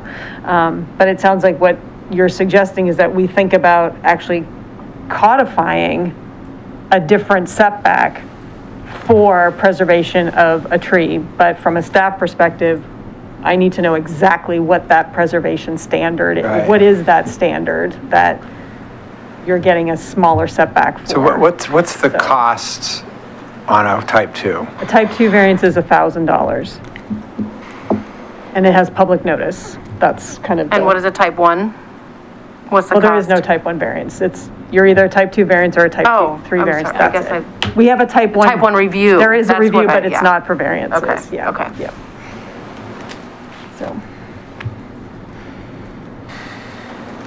So it sounds like the question is, do we want it to be a criterion for a variance, or do you actually want to codify something that acknowledges tree preservation for smaller setbacks? But right. So how much smaller and you're what's one of those houses that's set way the heck back. The current house is a 60-foot setback. You're splitting the lot. In the front yard, there's a giant oak tree smack in the middle of that yard. Mm-hmm. The only way you keep it, and I think we actually have this situation happening out on King Road. Yep. And if you require that 20-foot setback, you are cutting down that tree, no questions asked. If you allow it to be a 10-foot setback for the front yard, the tree could be preserved. Okay. But, so the question then becomes that algorithm between the cost of cutting that tree down or the type 2 variance. Right. For a lot of people, that's the way they're going to make that decision, not the way we want Well, to you make can't that cut down a big tree for $1,000, No. I'll tell you that. Setting aside the fee schedule that we'll get into another time. Well, right, I mean, just the arborist. Just the arborist, yeah. Right. Arborist cost of removal, yeah. Yeah. So, I mean, I'm pretty comfortable with the type 2 variance on. And just say over 12-inch DBH? I mean, I guess I would say why can't we write it so that it's canopy preservation? I mean, why does it have to be so specific to like a size of a tree?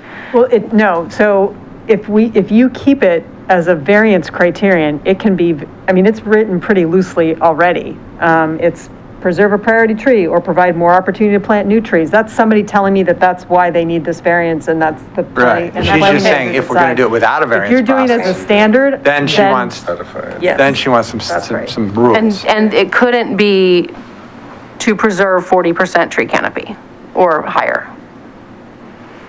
That's not specific enough? If a site has currently 90% tree canopy and you're going in and you're saying, I want to, I can keep 90% tree canopy if you give me that 10-foot. Right, but that's only one. I mean, I don't know what that oak covers. maybe it does get to 40%. Why can't It's a we, I big guess, damn my oak. question is, why can't we say preserve existing tree canopy? Why isn't Yeah, that specific? I don't really think, I mean, even if like a 10-foot oak, that took, what, 70 years to get that big, or 60? Oaks grow really slow. 10 feet tall? No, 10 10 foot, feet or DBH. 10 inch 10 DBH, inch. Oh. sorry. 10 inch DBH. So I don't know that I'd want to put a DBH restriction on it.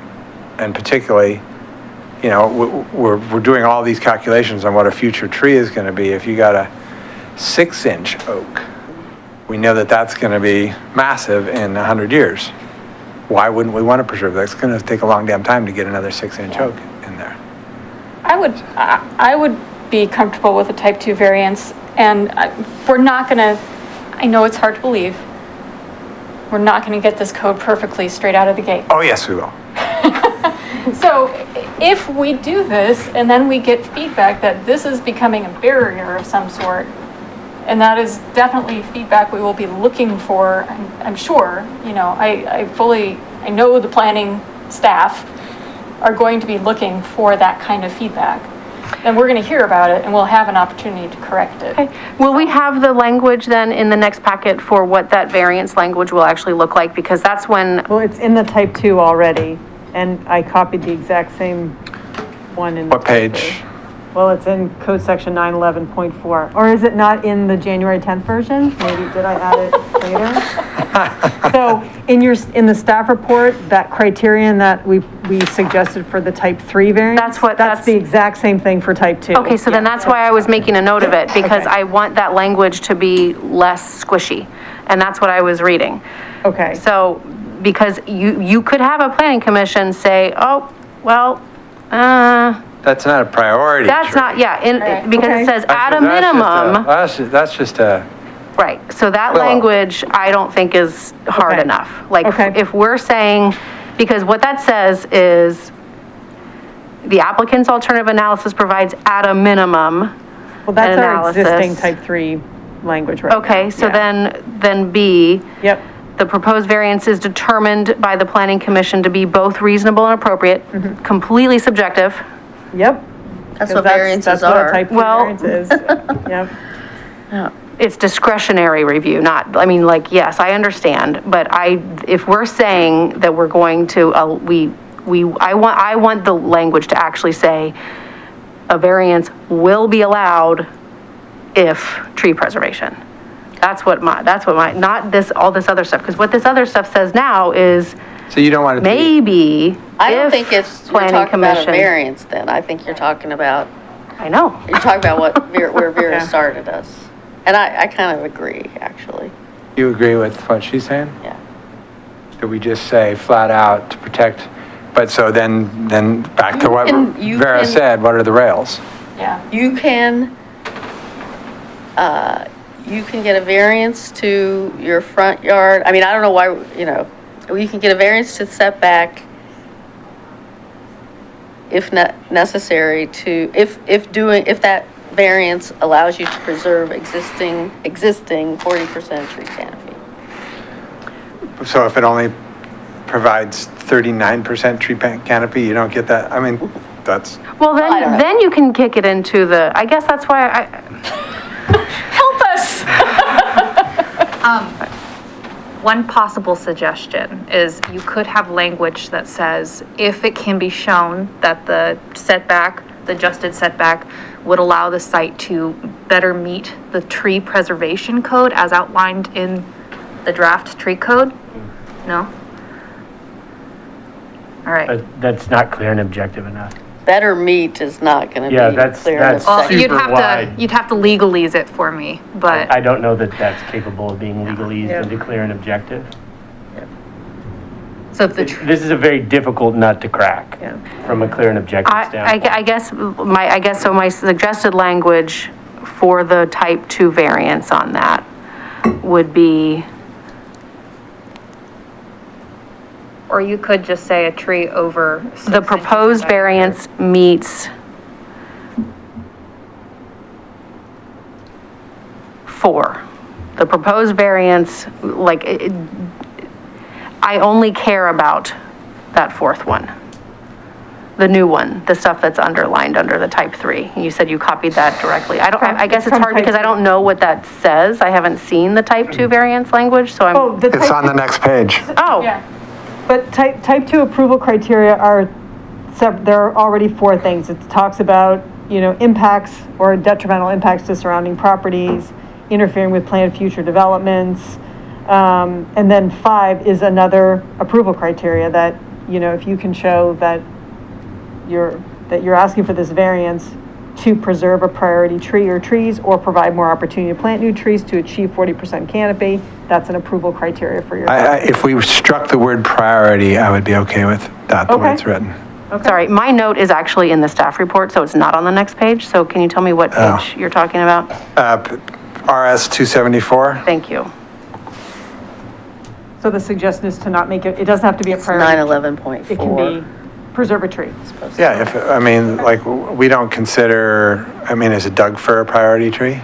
We removed priority trees from the code because it was hard to distinguish what's a priority tree. However, I would add a caveat around things like invasive tree species, Right. et cetera. Well, that's Or a healthy tree might be the way to. Yeah, I actually want to have a conversation about that when we get to deliberations. Healthy or? No, about reintroducing the idea of some priority trees, but we're not there yet.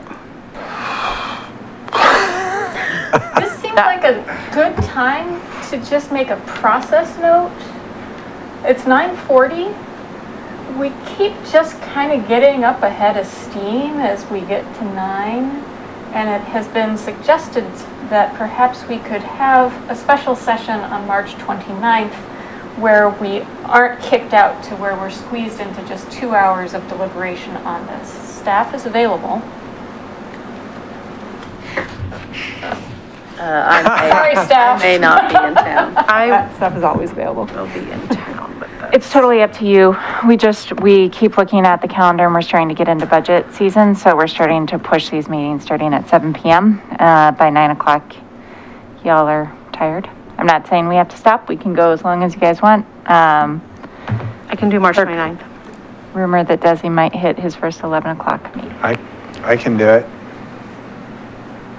So we would just basically, with the entire evening would just be deliberation. Yeah, it'll be a special meeting. It'll only be on this topic. It means that we're much more likely to hit an April date for adoption of this, because I'm getting nervous that our April 5th meeting is currently scheduled to have an NDA leadership discussion after we do fee schedule. I can't kick either of those things out, which means you're starting again at 7:15, and that means you're going to be in this exact same predicament multiple times over. And I'm going to take it one further. How do you feel about starting it at 4?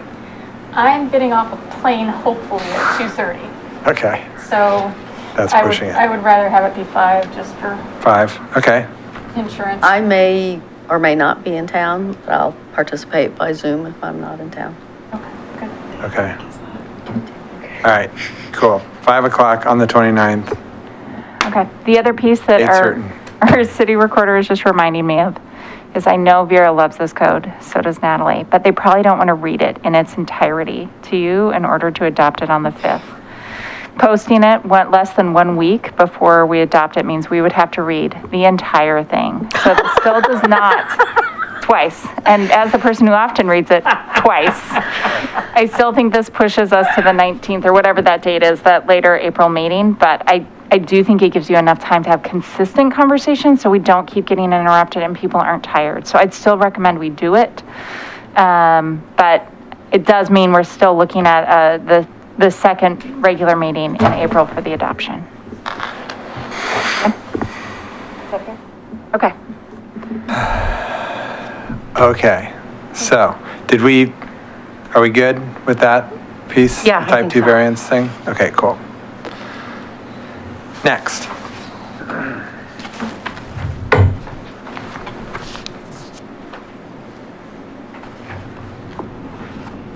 Really? We resolved that? I didn't think we resolved that. but On the okay. variance I thought we did with. We're making a variance, Type type 2 variance, that you can move to protect trees. Yeah, and I was reading parts of a type 3 variance, the language doesn't apply, and so that was where my concern was on that.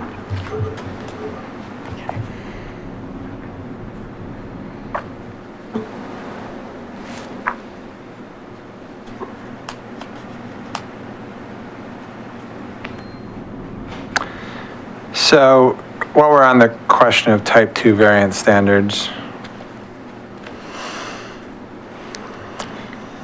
we have limitations even within that of what the setback can be, correct? Correct. I think I'm looking at that on RS 142. What's the code section? Good question. Oh, I think this might be the staff report. Oh, RS 142, yeah, that is the staff report, I've got that. So it's probably somewhere else, but this is where I made my note. That's what it's so hard. Mr. Mayor, are you asking about what the type 2, available type 2 variances are? Well, I know what they are, but I want to push back on one of them. Oh, sure. So, no, then the code section is 19.911.3. Which is. Oh, that's where we just were. It's the actual list of the available type 2 variances. Yep. Oh, I made notes on that report too, because the table is so helpful, but it's not. Yes, I love, when we do this code, like when we publish this code, lots of tables, lots of pictures. It's really helpful, I think, even for people like us who have read a lot of this stuff. It's just, you can wrap your head around it so much easier in a table. So new tables. So for these, okay. do you know what RS page it is then, Mayor? RS, which what? Did you find it in the code? I'm just not sure what RS page it is. Well, 273, somebody said. Oh, okay. Yeah. Yeah, it is. And it's just not in a table form. Okay. So it's the list of type 2 variances? List of type 2 variances, and what I'm looking at is the rear yard setback. The proposed code is 15/20. The variance possible is 15, so only a 5-foot reduction. I would propose we go down to 10. Again, same reason, protect, if that's what it takes to protect a tree.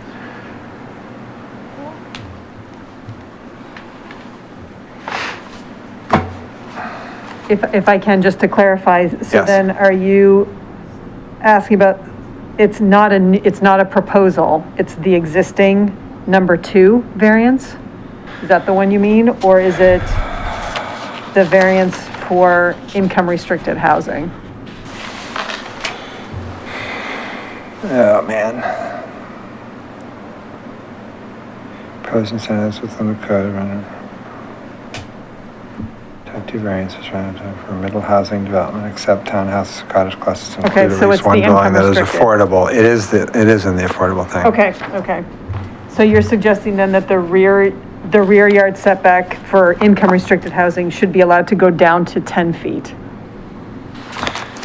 with a type 2 variance. Do I have that right? And again, they still have to meet the other standards. Yes. So then they're going to have just a really big front yard. Right. Whatever. So that doesn't mean that you have a 10-foot front yard, a 10-foot backyard, a 5-foot side yard, and a 5-yard side yard. It just is creating more flexibility. Yeah, to I'm move totally that fine with that. building around on the property. Is there a variance to lot coverage? There is.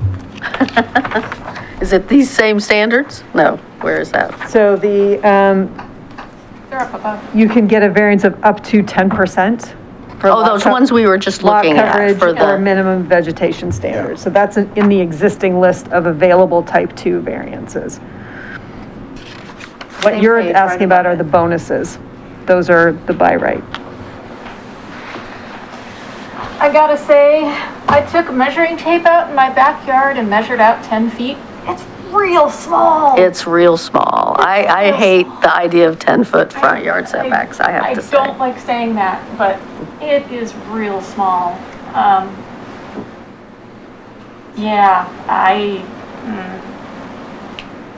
Just considering the way people tend to use their backyards is a distinct use. I know how the mayor feels about fences and what are people doing in their backyards anyway that they have to hide it. But the fact of the matter is, it is where people go to do their, their more intimate, not that kind of intimate things.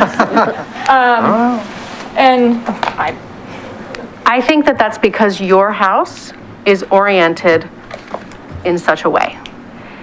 Desi's house, your backyard is actually 5 feet. right? Because your backyard is actually a side yard, Yes. or if you, the way it's oriented. It's a corner lot. So this is the point. What is a side yard anyway? What is a backyard? It all depends on how the house is oriented. And if we're trying to get flexible as possible to save as many trees, that means that that house has a huge front yard. And so people they're going to be using the front yard instead of the backyard, the way Desi uses his side yard instead of his backyard. Sorry to single you out, but it's a perfect example. Oh, yeah, it is. Your backyard is a hell of a lot bigger than 10 feet, right? Yes. So this is, yeah, that's, with the lot coverage, I'm not as worried about setbacks. And I think the more flexible setbacks can be, the more likely we are to preserve trees, the more likely people will build something that works for them. So we just, half an hour ago or whatever, we're looking at 10% lot coverage allowance for affordable housing and middle housing and additions that were 1 story or whatever. Okay. So you get that and you could still go for 10% more. So you could go up to 65% lot coverage. Well, that depends on the zone. Yeah, I think that's a problem. Again, because we have lot coverage standards for middle housing and all of these things, but we still recognize that there are still, a traditional single unit home on a 7,000 square foot lot too, that these things are proposed for as well. But yes. So can we say here in 911.3, cannot be in addition to a... Yes, if you have not already gotten... Can't be combined with... Cannot be combined with that one. Oh, sorry, actually, a type 2 variance to further increase the lot coverage is prohibited. So if somebody wanted to go to add even more lot coverage, they'd need to go to a type 3. Okay. So the type 2 variance, if you're using the bonuses, you cannot go through a type 2 process. You would have to go to a type 3 process, and then it's the planning commission. And it's the planning commission, real people looking at a real situation, one-off. Yep. Knowing all the variables. I think that works. Spending the money to do the type 3. Yeah. Not that the people who do type 2s aren't real people. They're just really vested in and understand it more deeply and have a different perspective. This is really what happens when we go past 9 o'clock. Yeah. People say stupid things. No, I think this has been good. I think this is...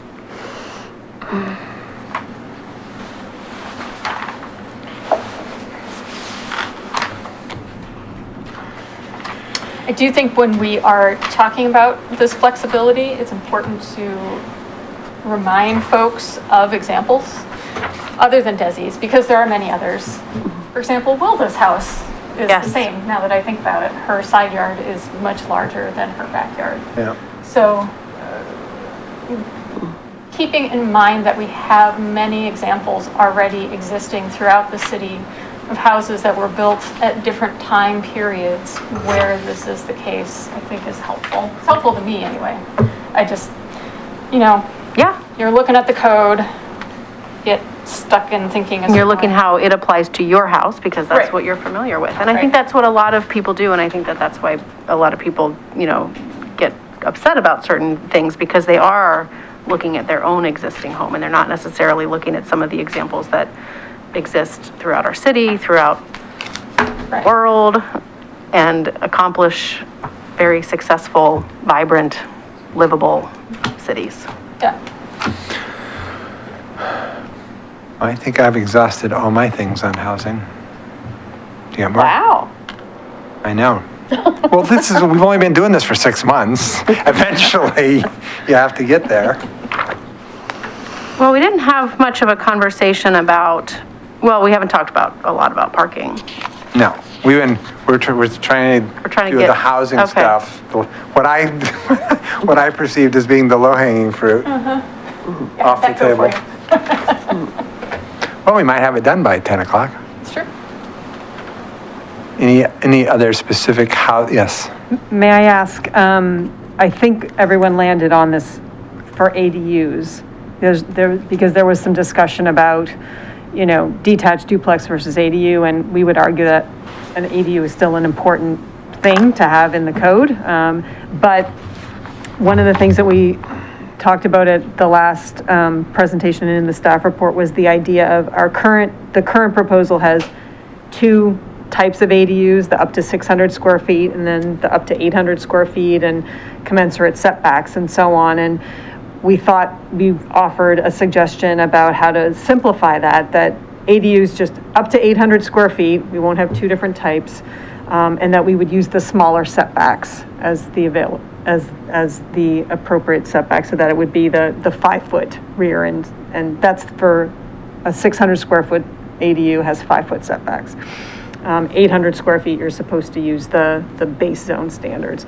But a suggestion was just any ADU up to 800 square feet, 5-foot setbacks, the end, as an option, a way of kind of simplifying the ADU piece and still wanting to incentivize smaller units.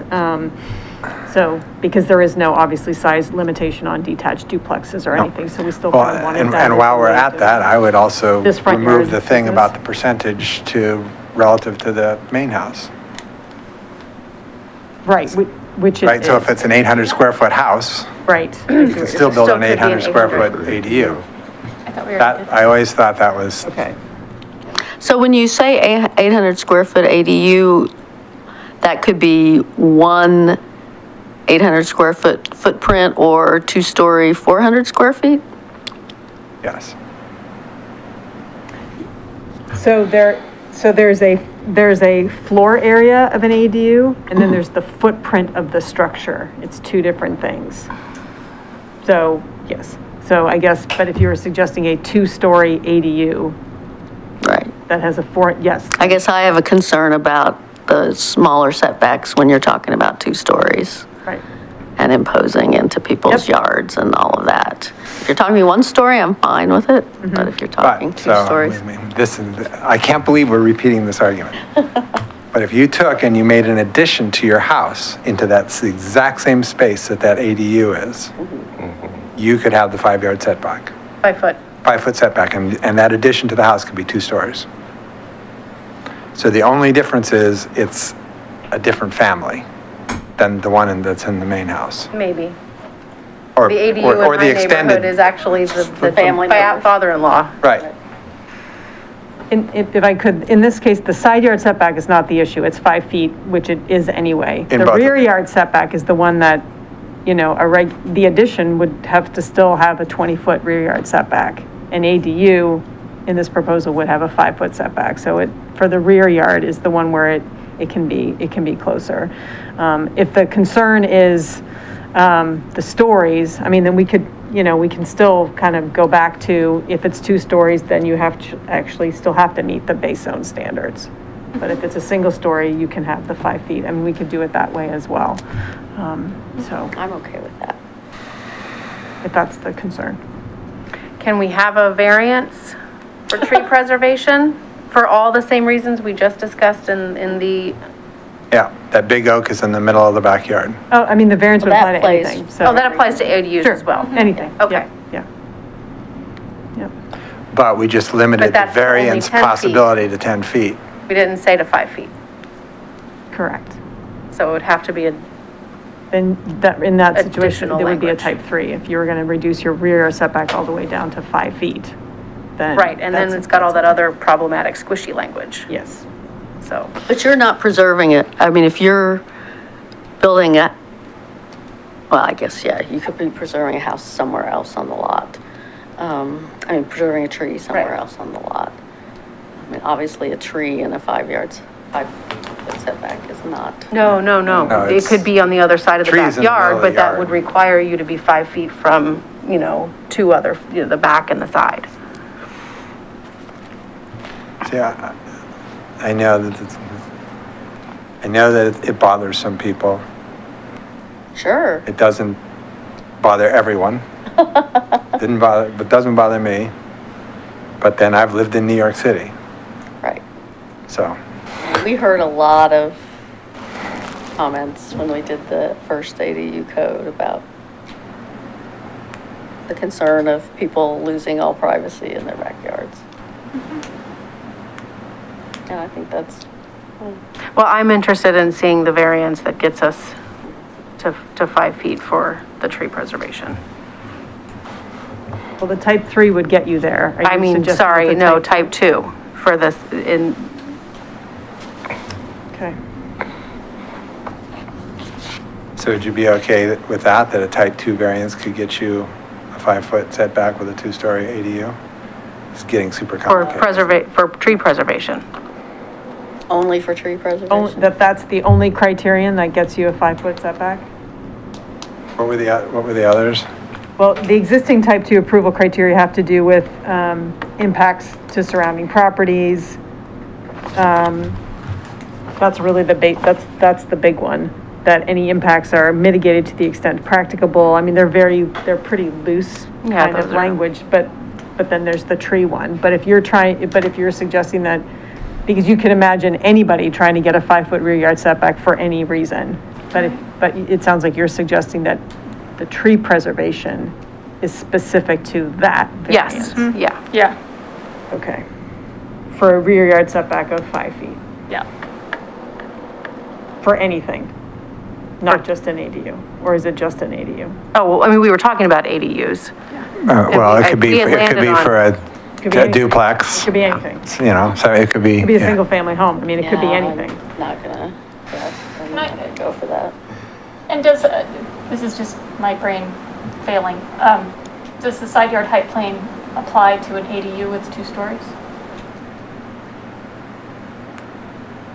Now it's a backyard height. Well, we can, I guess, can we call it a Right, if we're a lot line height plane? Right. Instead of. That's kind of the thing, like if we're not using back and side as our criteria, then we've got to think about how that applies. I'm fine with that myself. And I think that might do something to address some of your concerns. No, because it's not about the shading. It's still about the eyes into the neighbor's backyard from a second floor. Are they building 2-story ADUs? Yeah. Yeah. Really? Yeah. What's that look like? There's one not too terribly far from you. It's what's his name? No, it's in a backyard, so you don't really see it. But Well, I was gonna say, there are a couple around where they've built the ADU over a garage. Yeah, that happens a fair amount, but no, this guy did and it's probably a 400 square foot footprint and 2 stories. So he did his sort of great room on the ground floor and then bedroom, bathroom on the second floor. And it's a charming little place.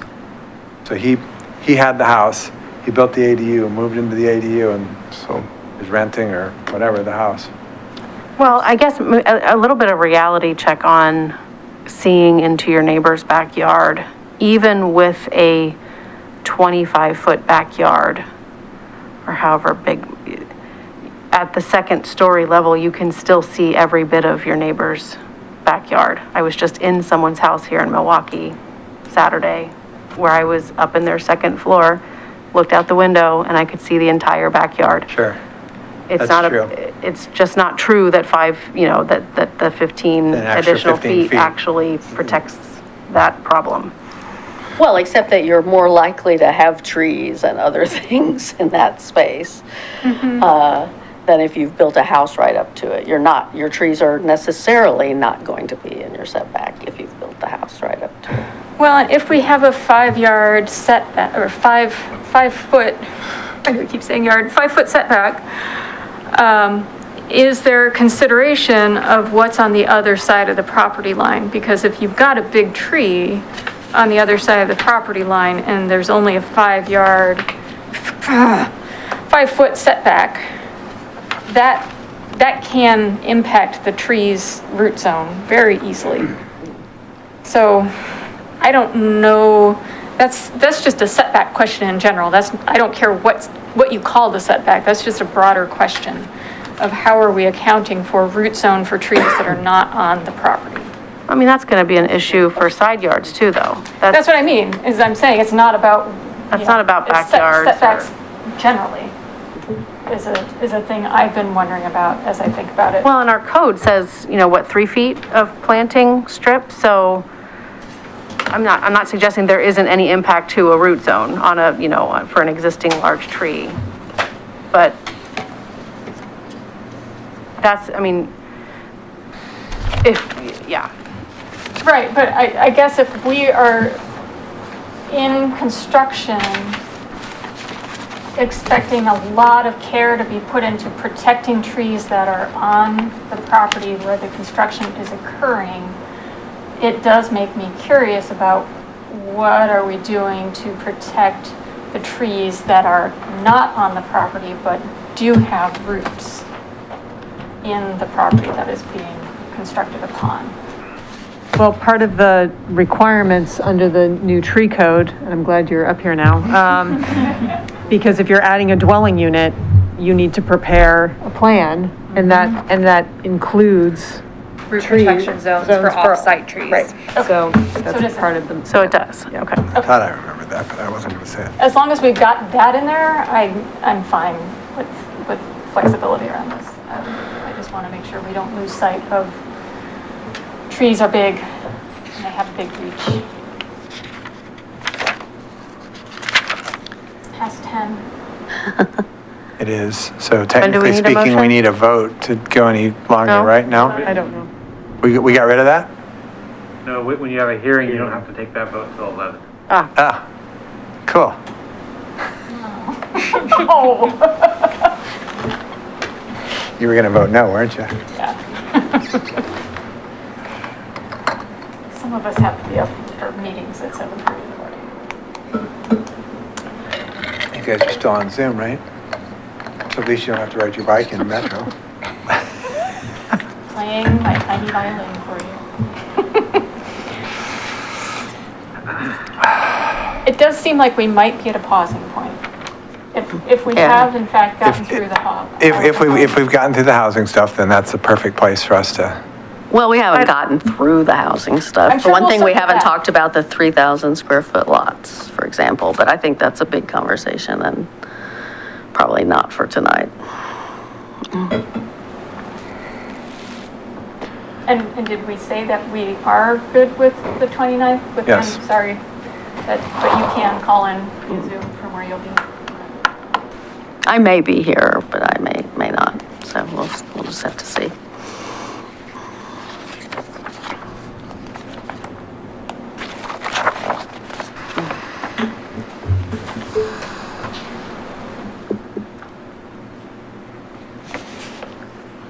So we're not expecting a new code before the 29th, but between the 29th and the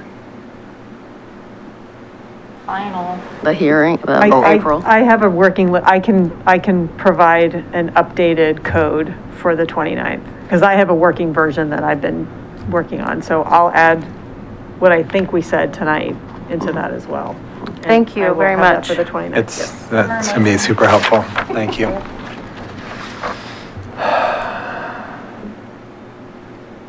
Okay, besides the 3,000 square foot lots, any other housing specific questions? No, Angel sounded like she had.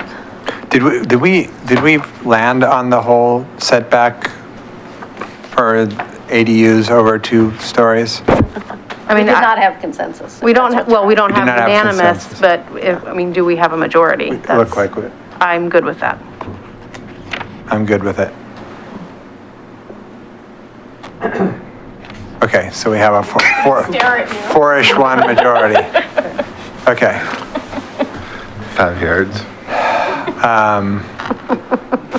Just so that we can be noodling on it, what's your sort of Reader's Digest version of 3,000 square foot lot argument?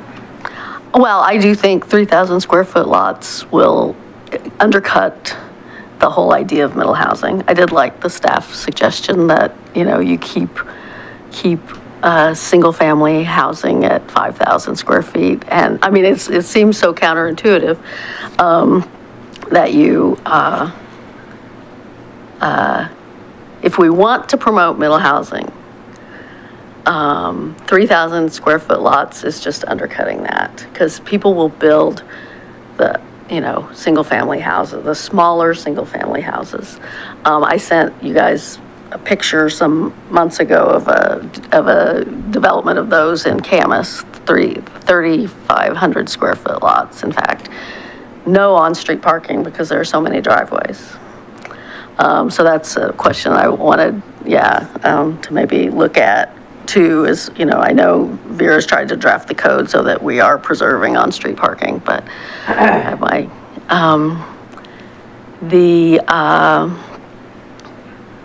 so I liked the suggestion in the staff report of keeping the 5,000 for single family, but sort of a reality check on a 3,000 square foot lot is if you've got, let's just say for ease, let's say you got 50% lot coverage for ease of math.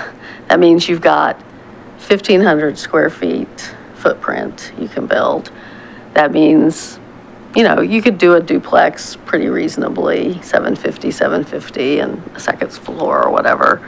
But when you start thinking about a triplex, I mean, the Planning Commission spent a lot of time trying to preserve the maximum flexibility to do, because the original proposal had been a duplex only or something.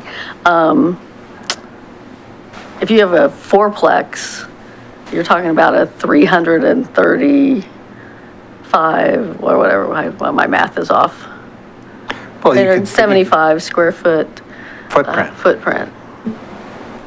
Right, or stacked units. Yeah. And that's I think that's the place you can go on those little lots. You could do a stacked triplex. Well, and if we do that, if we allow the 3,000 square foot lots for middle housing, and we generate that, great. I think that's fine. But what I don't want to, I think we're undercutting the likelihood of getting middle housing by creating the 3,000 square foot. And I don't think you're wrong, think about, there's a lot of 10,000 square foot lots, right? You could chop that up into 3 lots and build 3 McMansions for $800,000 a piece. Are you going to do that, or are you going to build 10 cottages that you can sell at $400,000? Apparently, I was aiming at like 250, but apparently we're not going to get that. Well, so I guess I'm okay with this. I don't think 5,000 is the magic number in my mind. I think For single family? for the single, yes, for the detached single dwelling. Because I said this before, so I'm just repeating myself, sorry. Because I do think that we have so many lots where that then is really impacting the ability to develop the rest of the lot for a division. For a lot. So you're picturing the 6,000 So square I think foot that lots. now we're getting into, you asked for the Reader's Digest. Yeah. Yeah. But I'm trying, I want to be able to wrap deliberating. my head around all this so I can be thinking about it, but okay. Well, yeah, I'm still not entirely following that, so I'd like to see some. Well, so let me see if I can, because I wasn't either the first 2 times you said it. So you've got a 6,000 square foot lot now, and we say it takes 5,000 to do a single family home, then how are you going to do anything else with it? You can't divide it off. You can't divide off 1,000 to do anything. Right. So then you've taken 6,000 square feet and it's limited, Well, you or can even still do an 7,000 square. ADU, right? You can You always could do an ADU, yeah. You can do 2 ADUs. And you could do it. You can do 2 ADUs. You could do an addition and do a duplex too.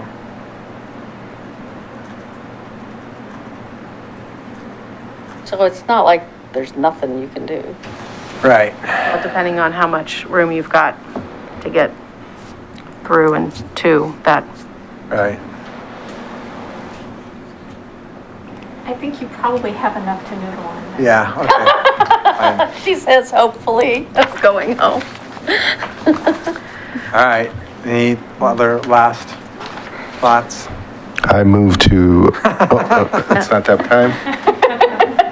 I'll move to continue the hearing on the Yes. comprehensive plan, find housing and parking code amendments, file number ZA-2021-002, What page of the thing is that? I've been moving back and forth. to a date certain of March 29th. 2022. We need to open the tree code hearing. Yes, we will do that, but we got to do this first. Oh, okay. I'll second. It's the bottom one, right? I moved, okay. It's been moved and seconded to continue the hearing on the comprehensive plan, housing and parking code amendments, file number ZA-2021-002, to a date certain of March 29th at 5 p.m. Is there any further discussion? All those in favor? Aye. Aye. Passes unanimously. It is continued to March 29th. And now I need a motion to Are we- open the tree, let's see. You don't No, I don't need need a a motion. motion to Don't need a open, you motion. just open. Okay, I just open it. Here we go. It is late. Is that page 15? Yep. The continued public hearing on the proposed tree code amendments, file number ZA-2021-002 is called to order. The purpose of this hearing is to receive updates from staff, take any further public comment, and for the council to deliberate on the proposed tree code amendments. Do I need to read anything past that? Okay, so. Mr. Mayor, I move that we continue the hearing on, where's her number? Is it also 002? Oh, okay. On the tree code amendments, file numbers ZA-2021-002 to a date certain of March 29th. A second.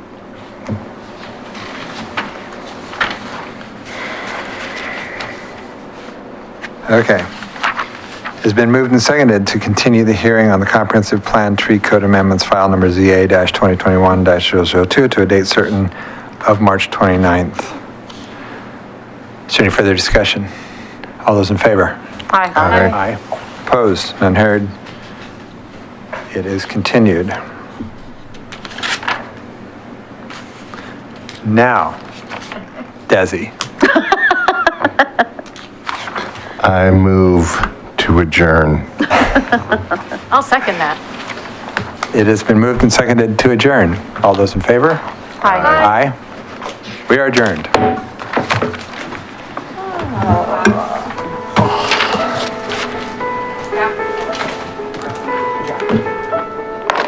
I'm sorry, no button. Just have to wait there.